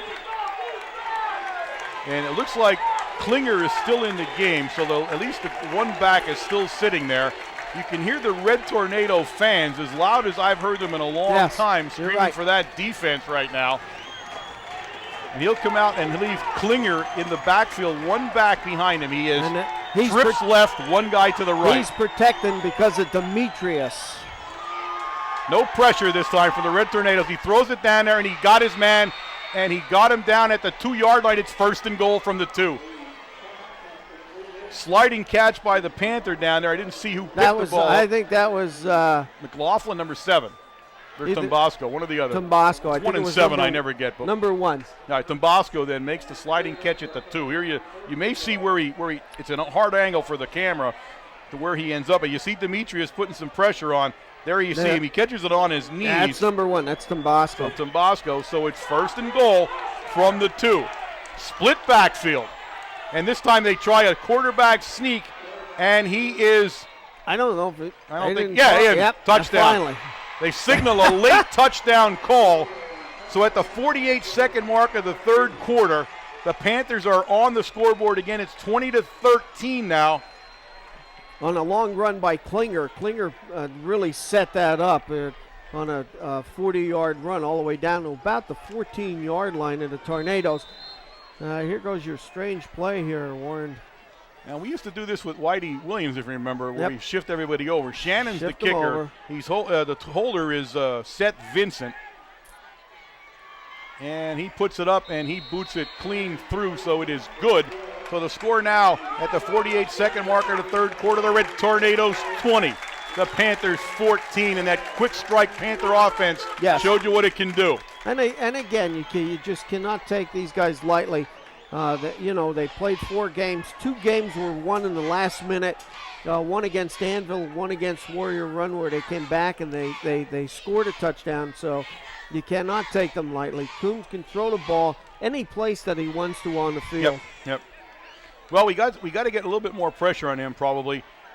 We tried to flood the zone with defenders, and Demetrius still got a little bit of pressure at the end there, but the key to him is to rush him a little bit, and that's what we're going to need to do. Again, 20-14 is not a comfortable lead against a quarterback like Coombs. Well, the problem in that last play, Demetrius had gotten in a down position. If he's playing the defensive end, he should have stayed up and just released off the line of scrimmage. All right, Shannon signals that he is ready. Notice how they shift here. They don't play anybody to our side of the field here, and he falls. So the ball bounces in front of the Red Tornadoes. Be picked up by Haynes, and Haynes will cross over the 30-yard line out at about the 31 where it's 1st and 10, Red Tornadoes. Arm reach tackle that time. Haynes might have been gone for a little bit more yardage.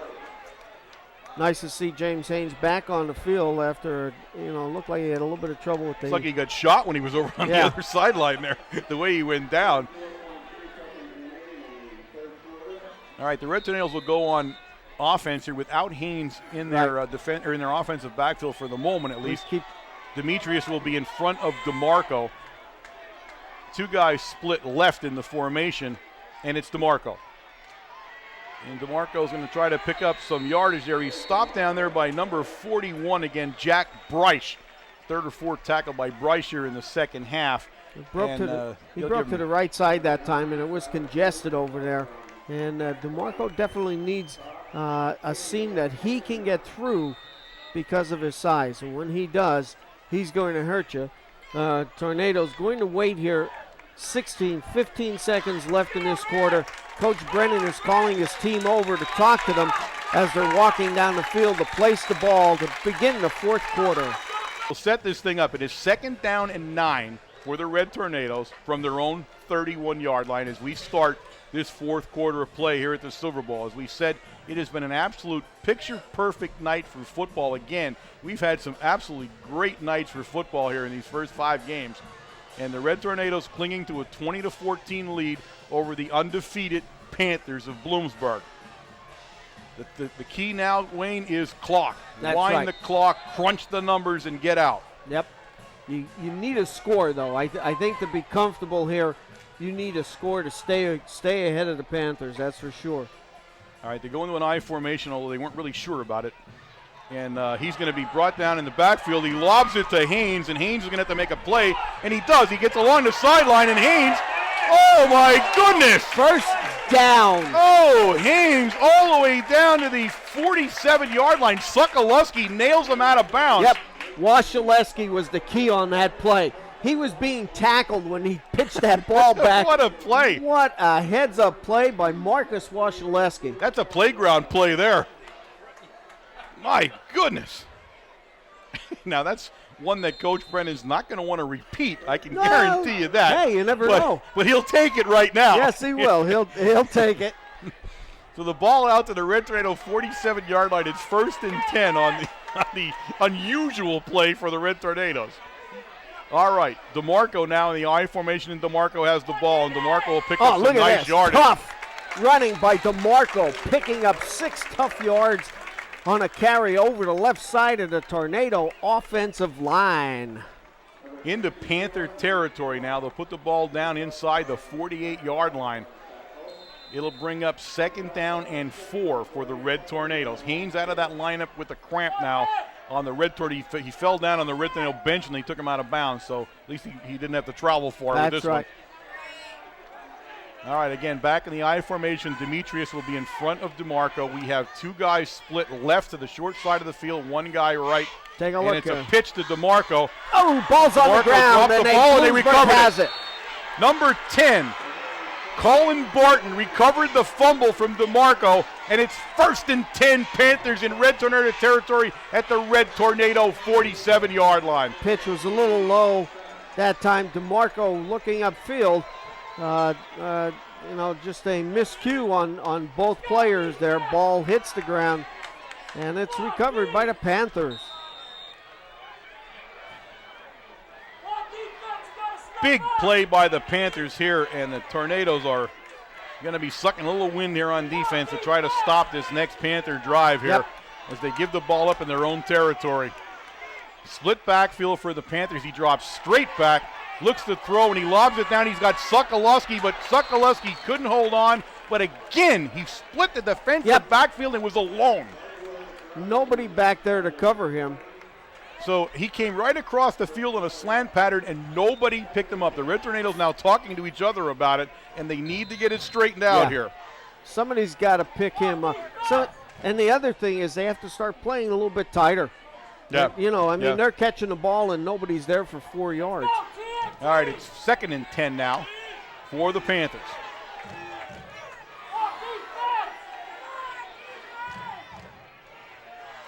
This time Coombs will hand to Klinger on that slant, and Klinger's going to be stopped there by McCullum and Shimano. The ball bounced around. Now they're going to say that he was down. It came out a little bit late. So they'll move it back to where he went down at. McCullum makes a nice play from that linebacker position there. That's a play where Klinger's been chewing up some big yardage on the turf. Set up actually the last touchdown for Bloomsburg, taking it all the way down to about the 14-yard line. But it's 3rd and 7 now. They set the ball down at the Red Tornado 44-yard line. Split backfield. 2 guys out to his wide side of the field right. 1 guy short left here. Long count, and he gives it to Klinger and Klinger.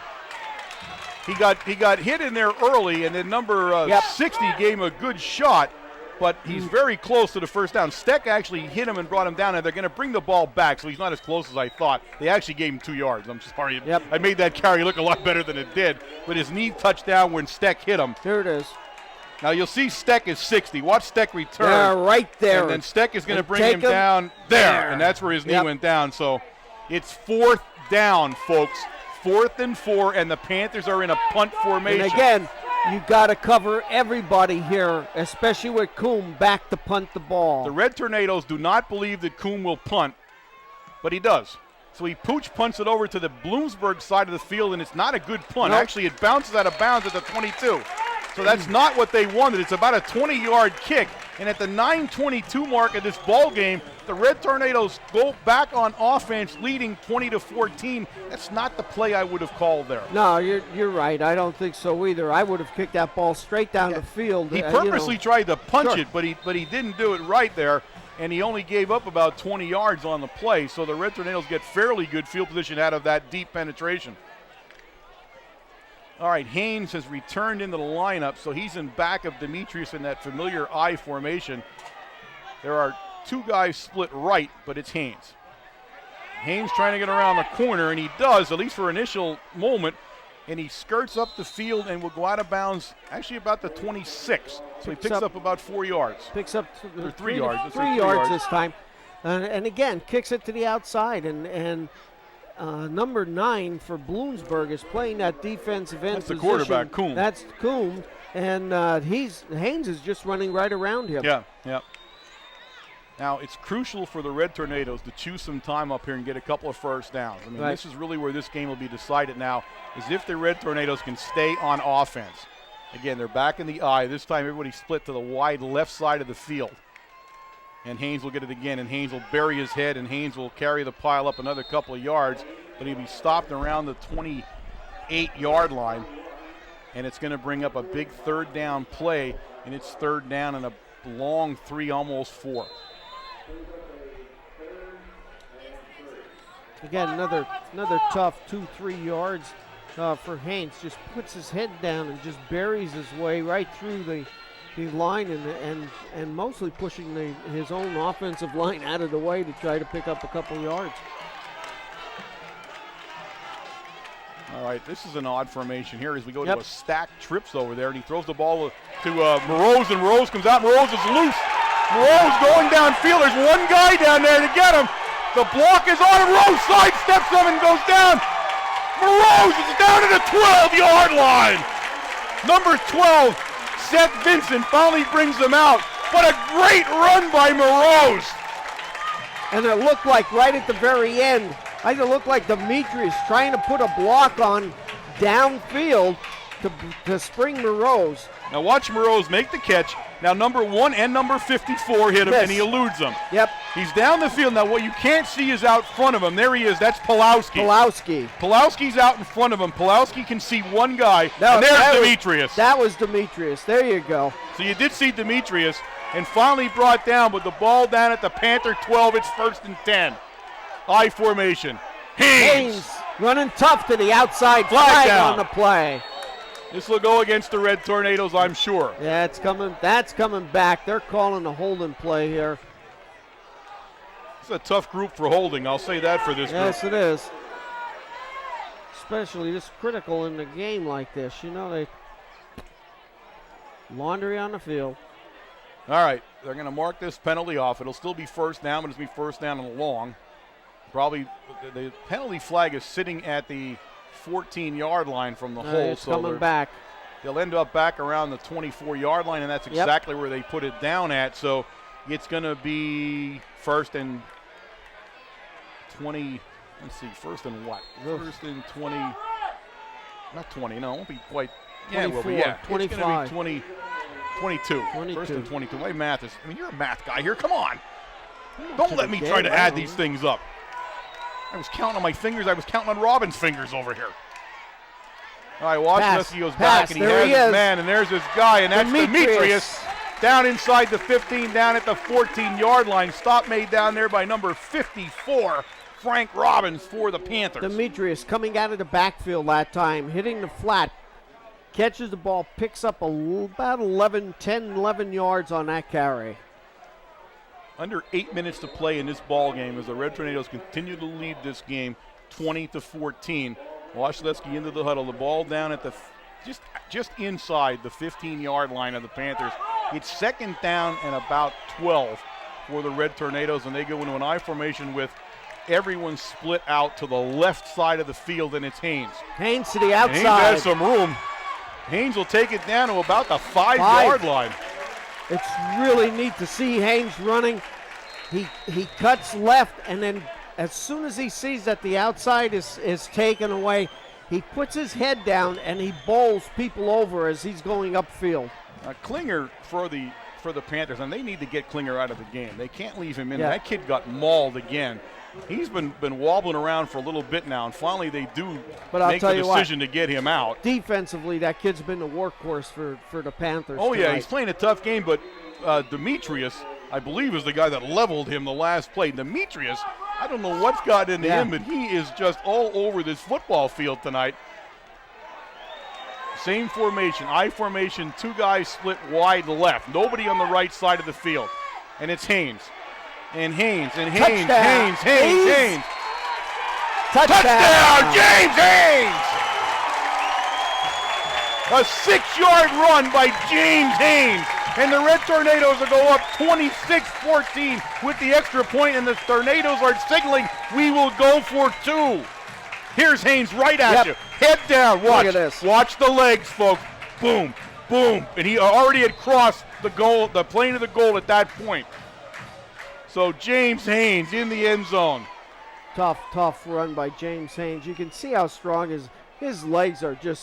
They're like tree trunks. And I'll tell you what, that kid, when you can carry four guys across the goal line, you know you're strong.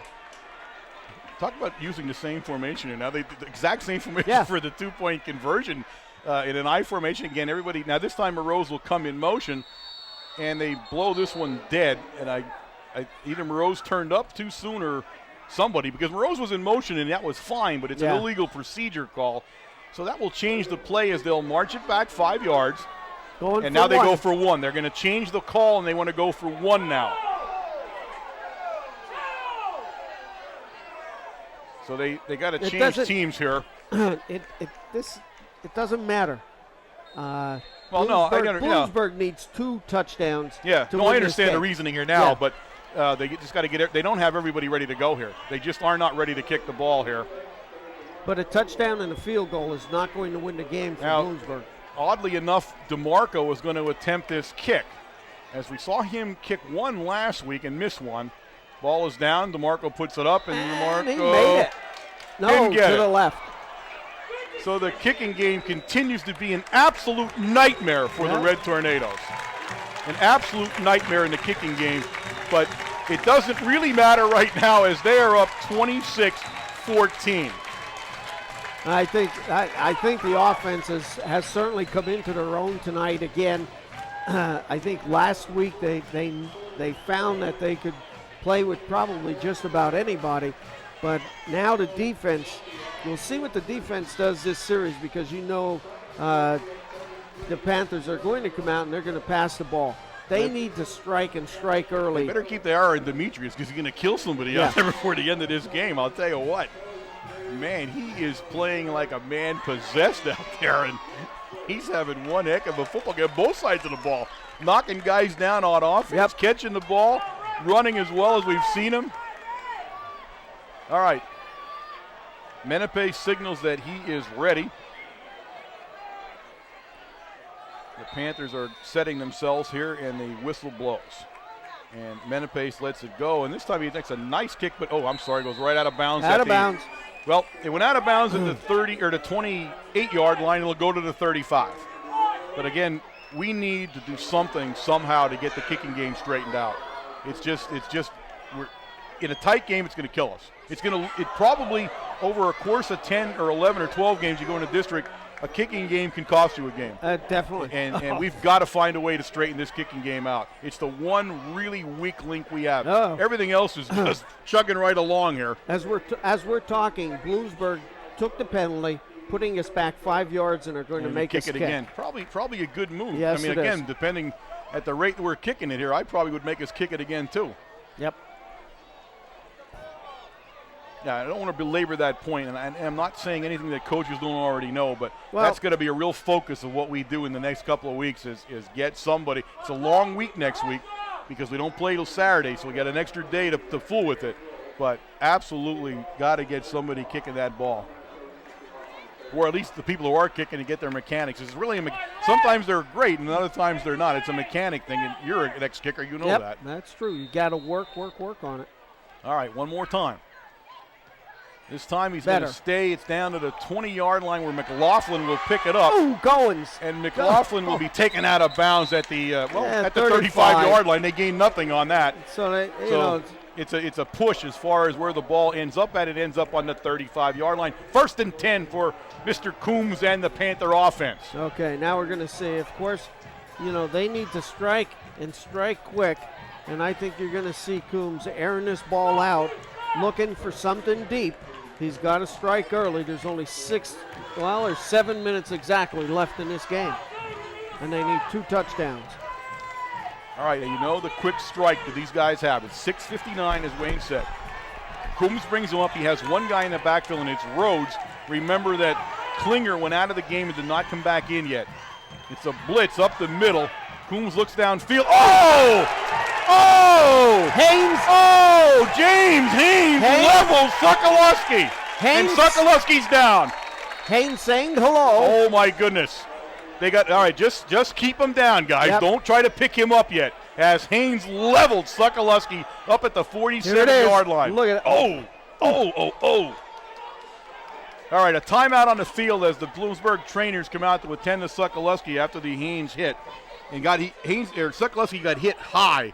So during this timeout, let me take a moment here to talk about the guys that are really making this thing all happen for you, the reason that we're here tonight.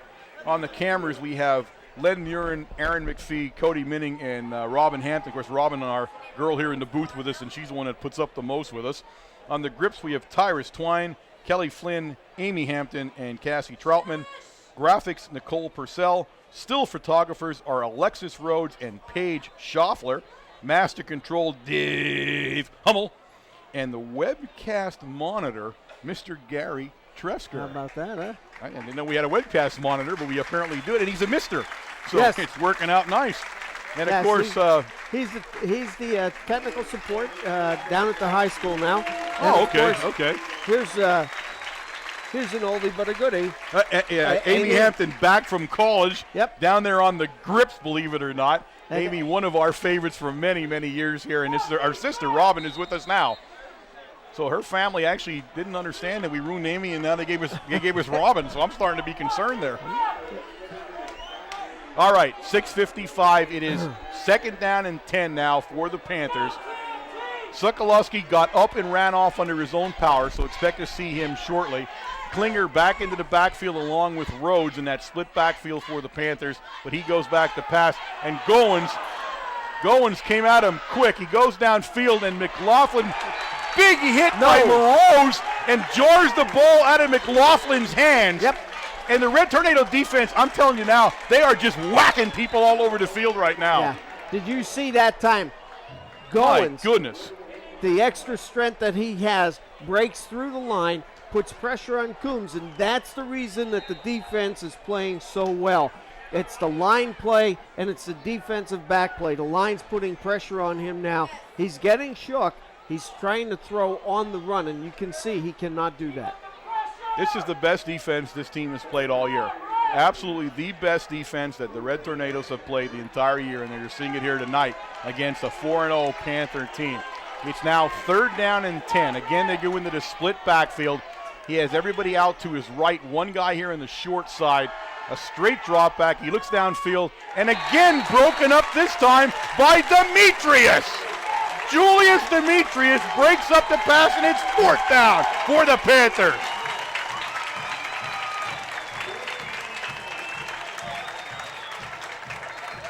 Panthers have a decision to make here, yes, as they are now again a little confused about what to do as they're sending people in and out. They're taking the ball carriers out, and my guess is it looks like they're going to keep the ball here. It's 6:43, which is, I don't know, the ball's on the 35-yard line. I'm not real sure that I wouldn't kick, and they are going to kick. Yep. They come out of the huddle, and it's hard to tell because the quarterback's the kicker. I'm not sure what they're going to do, but at least for now, the Red Tornadoes put nobody deep. They have put no one deep. Ball goes through his hands, so now he doesn't have much of a choice. He throws it away. The Red Tornadoes take over on the 35-yard line.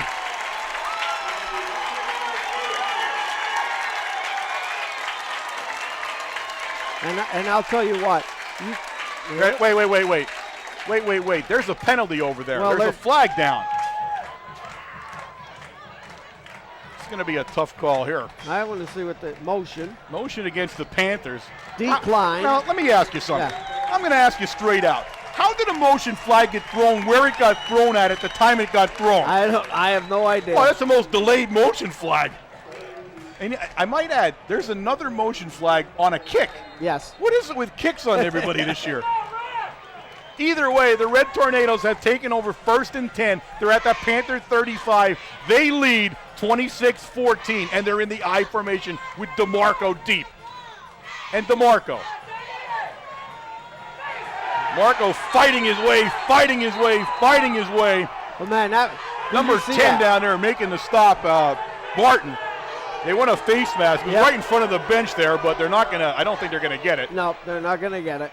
So they put the ball back at the line of scrimmage, so it's 2nd and 10. The referee was standing there watching. He was looking right at it, and I don't know if he got his face mask or not. He had his hand around there, but I don't know if he ever grabbed it or not.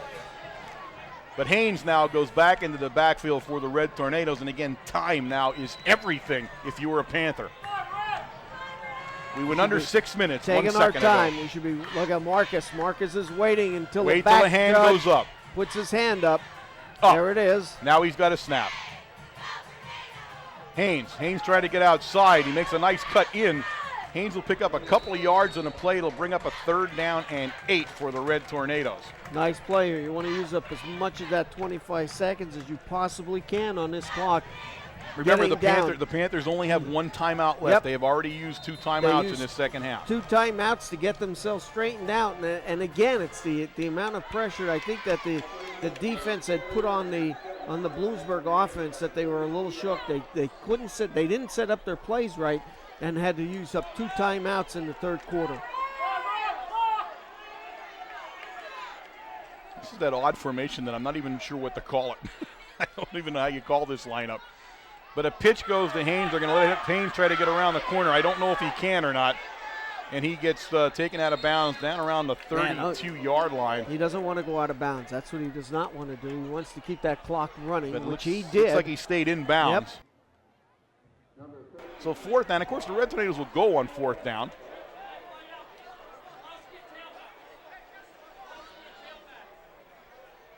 All right, DeMarco will go into the field along with Demetrius now. Looks like Haynes came out of the play when he got to the sideline here. So we'll see on the 4th down call. It's 4th and 6 for the Red Tornadoes, and they're going to have to get the play in, or they're going to call it. When he puts his hand up, he's going to said call it 5 timeout. seconds. He's going to let it go down 5 seconds and then call timeout. Not a bad call here. There I mean, just stopping the clock, but it's 4th down and 6. You pick up a 1st down here, and this game's out of reach for the Panthers. So you're right. Not a bad call to get everybody set and figure out what you're trying to do here. What an exciting football game here from the Silver Bowl, folks. I mean, the webcast guys, you are listening to an absolutely great football game. And we talked about this. We were very confident coming in this game. Yeah. The Red Tornadoes were probably a favored team, although everybody else said no. We thought the Red Tornadoes were going to play after seeing them play at Shamokin last week in the Cold Bucket game. And what they did, right. And watch them come out of that game. I thought that, they were going to play a very good game, and I think I'll go back, and I think this season is going to go back to the point at that goal line stand at the end of the first half. I think this whole season will hinge for this defense. This defense came out in the second half, and it's completely different. Yeah. I mean, absolutely different defense that we've seen the whole season so far. It completely dominated the second half of this game, has taken Bloomsburg out of their game plan, certainly. And I think that one of the key moves is putting Demetrius on that defensive end position, putting pressure on Coombe. Yeah, yep.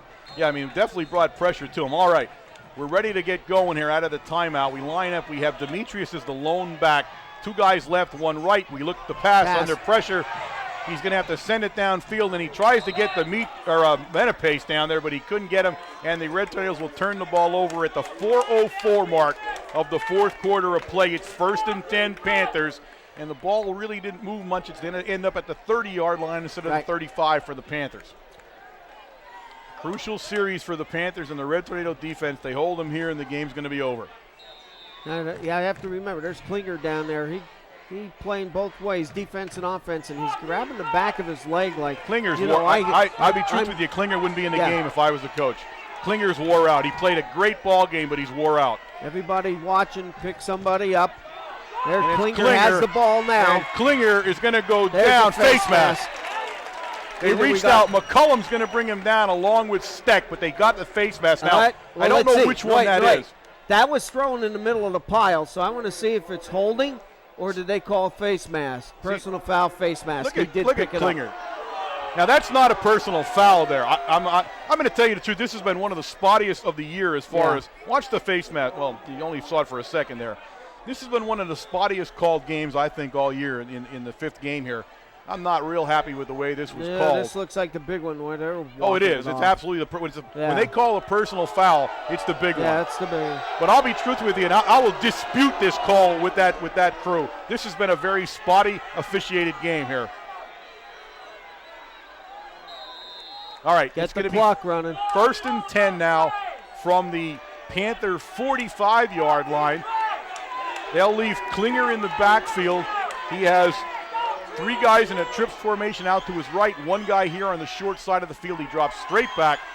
Klinger picks him up. Goins is chasing him, and he tried to get McLaughlin, but Moreau's well covered, and the ball couldn't get McLaughlin couldn't reach out far enough, and it's going to be 2nd and 10. Goins again coming through from that defensive tackle position and just putting pressure on Coombe. Chicatano then was the backup man just in case Goins didn't make the charge. My hat goes off to number 30, Klinger, because quite frankly, Klinger is in such bad shape. He made that block by turning his back on it and trying to get in the way. Yep. Again, I think that kid needs to be taken out of the game. He's limping markedly now.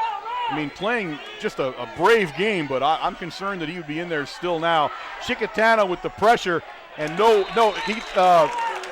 number 1 down there, Tambasco, never got to turn around as Chicatano made Coombe throw the ball way early. Not only way early, but never even gave him a chance to set up to put a little line on the ball. He was throwing that on the run. All right, it's 3rd down and 10 now as McLaughlin brings the play in to Coombe from the sideline of Bloomsburg. There's 3:34 remaining in the ball game. Red Tornadoes bringing pressure from different points in the defense here late in the game. All right, you got 2 guys split out to the right, 2 guys to the left, 1 guy in the backfield, and that's there for – he gets his guy. It's a completed pass, but he only completed it to the 49-yard line. It's going to bring up a 4th down and 6. Again, Goins up in the air from his tackle position, trying to get a hand up in the face of Coons. He does it every time Coons goes back to try to pass the ball. All right, Fisher brings the play. The Panthers will be going for it absolutely now as they are at the 3:07 mark of the ball game. They trail 26-14, and they're going for it on a 4th and 6. As Coons goes into his shotgun, we have not seen him do this much tonight. He moves Klinger over to the other side, and he takes the plenty of time this time. He throws it downfield, and he missed him. He tried to hit Fisher, the guy that brought the play in, but he overthrew him, and he turned the ball over. Red Tornadoes go on offense. It's 1st and 10 from the Panther 49-yard line. Colocus that time he might have gotten close to getting a hand on the ball, but he was still in some good position there as a defender. What a defensive play tonight. The defense has just been outstanding, and I'm not taking anything from the offense, but we're seeing guys just get whacked out here tonight.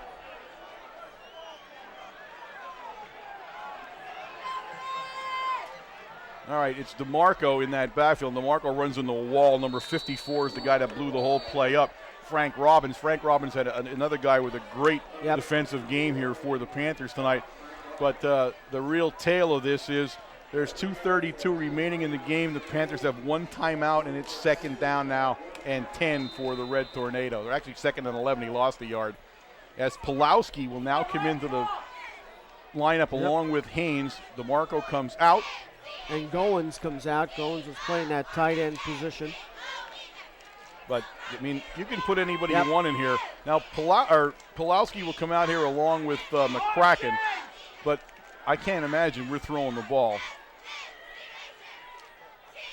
Haynes, and Haynes will just bull his way for about a yard on the play. It'll bring up 3rd down and 10 for the Red Tornadoes. The ball, we are now under 2 minutes to play, ladies and gentlemen, at 1:49. Haynes a little bit shaky getting up, and I think he wants to Steck just lifted him up and got him out of there. So DeMarco will replace Haynes as Haynes comes out, and Haynes has winded. And Haynes played a good defensive game too, along with his offensive stats. So again, the story of this is the defense tonight, and that goal line stand that turned them into demons here in the second half of play. 1:22 and counting here. It is 3rd and 9 for the Red Tornadoes. They are in a tight formation, and they will hand the ball off guaranteed. And they do, and it's DeMarco. DeMarco's got himself a little bit of room there, and DeMarco is close. No, he's close. He's close. He's down at the 41-yard line. He needs to get to the 40. It's 4th and 1, and the Panthers have used their final timeout. At the 1:04 mark of this ball game, the Panthers have called timeout. The Red Tornadoes are 1 yard away from a first down. It's going to be 4th and 1. I'll tell you what, they're going to go away from this field knowing that they were in a football game. Oh, yeah. I'll tell you what, the Tornadoes have totally dominated pretty much this whole game tonight. Oh, absolutely. I'd say they did. I think if you take that, and even that first fluke play, that little pass out on the flat where they scored on with the first 6 seconds of the game, you take that away. They actually didn't do too much tonight. I want to say thank you to the Mike Morawski and his gang over at Boyer's across the way at the food market for the chicken and chips and iced tea and all tonight. Again, a big thank you for them for providing the refreshments here in the press box. I can't say enough good things about them. And Mike's a supper club guy. He and his wife come to supper club all the time. Just great people over at Boyer's, and I want to make sure that I said thank you to them for this great food tonight. All right, Coach Brennan actually runs out of the huddle. We don't normally see that. No, but he's actually, this is what a full sprint is for him. All right, a full house backfield on the 4th and 1 play. And the Panthers went offside. Well, and that's the ball game, ladies and gentlemen, as it'll be 1st and 10, Red Tornadoes, 1:04 left, and the Panthers can't stop the clock. We said it coming in. Everybody said they had that feeling about this game, that this was the Red Tornadoes market game where everybody looked back and said, here's where they became the Red Tornadoes again. Yeah, so Haynes will come out, and he deserves the rest, as they will just either take a knee or hand it off, and I'd quite frankly just take a knee as he goes into a full house backfield. That's what he's going to do. Everybody tight. Full house, and he drops down to a knee. So the clock will still run. We're under a minute to play here now. The Red Tornadoes will run one more kneel down before the end of the game. But this has been a tremendous win for the Red Tornadoes here tonight. They will move to 3-2 on the season. And I'll tell you, with the Murderers Row schedule that they went through here in this early part of the season, you can't ask for more than that. They played as well as you would expect against some really quality teams. Well, let me tell you what. This is the best I think I've seen them play in 2 years, in the last season and this season. Yep. They've really put it all together, both offensively and defensively. There it is, folks. That's the end of the ball game. The clock counting down from 15 seconds. The Red Tornadoes do not have to run another play. The Panthers have lost for the first time this season. The Red Tornadoes have sent a clear signal to everyone that they're back, and mostly that terrible rip your head off defense is back. Is back. You're right. A couple key moves we've seen in that goal line stance when Demetrius comes in to play the defensive end position. He makes two critical. You always talk about someone coming off the bench. Now, we haven't seen Demetrius play that defensive end position much this year at all, but you talk about that little spark that you need, and I think he gave it to the defense. Yep. He gave them on 2 plays, gave them the spark, and then what happens? Shikatano steps up, and Shikatano makes a crushing block back there on the pitch play, and then makes a nice play on the pass to stop the drive at the half, and I think that was the turning point. And the kids have to realize those are the little things that really set a team in motion. Absolutely, they did. You're right. Finally, they did the little things. They bent a couple of times on defense in the defensive backfield, but quite frankly, against a kid like Coombe, that's going to happen. I mean, he's a phenomenal quarterback. But when the time really came that they needed to step up, when the time came they needed to do it, they did it. Yes. And they need to look at this. This is a springboard game for them for the rest of this season. And quite frankly, everybody else on this schedule better start thinking real hard about facing these red and white helmets in the weeks to come here. We will wait a little bit here for Jose as he tries to compile the end-of-game stats. I see him standing down in the huddle down there, so I am wondering if he's coming over to do the end-of-the-game stats. Yeah, he did say he was, but you know how Jose gets. He gets a little excited with games like this, and rightfully so. And he's over there reveling with the team. We have some time here again. I want to mention Supper Club, guys. Supper Club is every Thursday night at 6:15 in the back room. Matucci's had 70-some people there last week. I mean, absolutely packed the place and had a great time. The cheerleaders, you have the cheerleaders there. You got 4 or 5 players a week coming there. You get to talk to the players. They stand up. They talk to us. Gets to ask some questions, and of course, then Coach takes over at that point when they go out to Pride Night, and he talks about the past game. In this case, he'll be talking tomorrow night about the Bloomsburg game just played, and then he'll be talking about Chichester. And quite frankly, everybody would want to get down there to talk about Chichester since I don't have a clue. I'm not even sure where Chichester is, let alone what kind of game they're going to play. So if you want the lowdown on Chichester, I'm not even sure what they're called. So we're going to have to wait a little bit on that one. But Supper Club is everything you could think of. And, again, it's $5 dues. If you eat the meal that they're serving, it's $7. Or you can just pay $5, order off the menu, or pay $5 and just sit there. It doesn't matter. Right. I mean, nobody cares what you do. But enjoy it. But, yeah, come down and enjoy it. I see Doyle Dietz down there, our pal for many, many, many years, covering the game tonight with the Shamrock group. All right, Jose looks like he's getting ready to go down there. I don't know where his camera crew is. I don't need a camera, Warren. Well, your camera crew's in back of you, actually. I think they forgot what you're doing. That's okay. So we won't worry about that. No. What we do is we'll have Robin train you from up here. She'll catch you there because the camera's gone. Can you get Jose? Go ahead, Jose. All right. Can you get your camera on Jose down there? I wouldn't count on that, Robin. I'd go on and get him. It's okay, Warren. Go ahead, Jose. All right, first for Bloomsburg. 17 rushes, 97 yards. A great defensive effort. Again, I think we're getting better every week. Passing 8 of 25 for 180. Total offense of 277, but we had almost 200 at the half, so it was a great second half for Mount Carmel. Yep. Mount Carmel on offense, 40 rushes, 150. I'm sorry, I'm on the wrong page. 52 rushes for 188 yards, 11 of 18 passing for 180 yards, 368 yards in total offense, 15 first downs. James Haynes with a yeoman-like effort tonight, workman-like, 27 for 106 yards. And Dave DeMarco, this is just like the pros now with this dual backfield, 11 for 81. So the two of them got the job done on offense, but Marcus is back. Started the second half, 6 straight completions, finished with 11 of 18 for 180 yards. Matt Moroz tonight had the big night, 6 for 122. He should say thank you to his teammate Justin Pulowski. Nobody can double him anymore because they have to watch both sides. Justin 2 for 31. Greg Kanovich 1 for 6. DeMarco 1 for 10, and Julius 1 for 8. Overall, a great effort. And one of the things I looked up before the game tonight, guys, and I didn't tell anybody about it, I just wanted to be prepared, but hopefully not have to use it. We had lost 3 consecutive home games at Mount Carmel since the Selinsgrove game last year, in Lancaster this year, and Southern Columbia.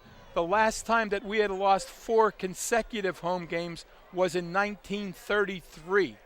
So we were looking at something that didn't happen for 75 years, and the way these guys stepped up tonight, they just kept it away from us, and it's not going to happen again, and hopefully it'll be another 75 years. But a great effort tonight by Big Red.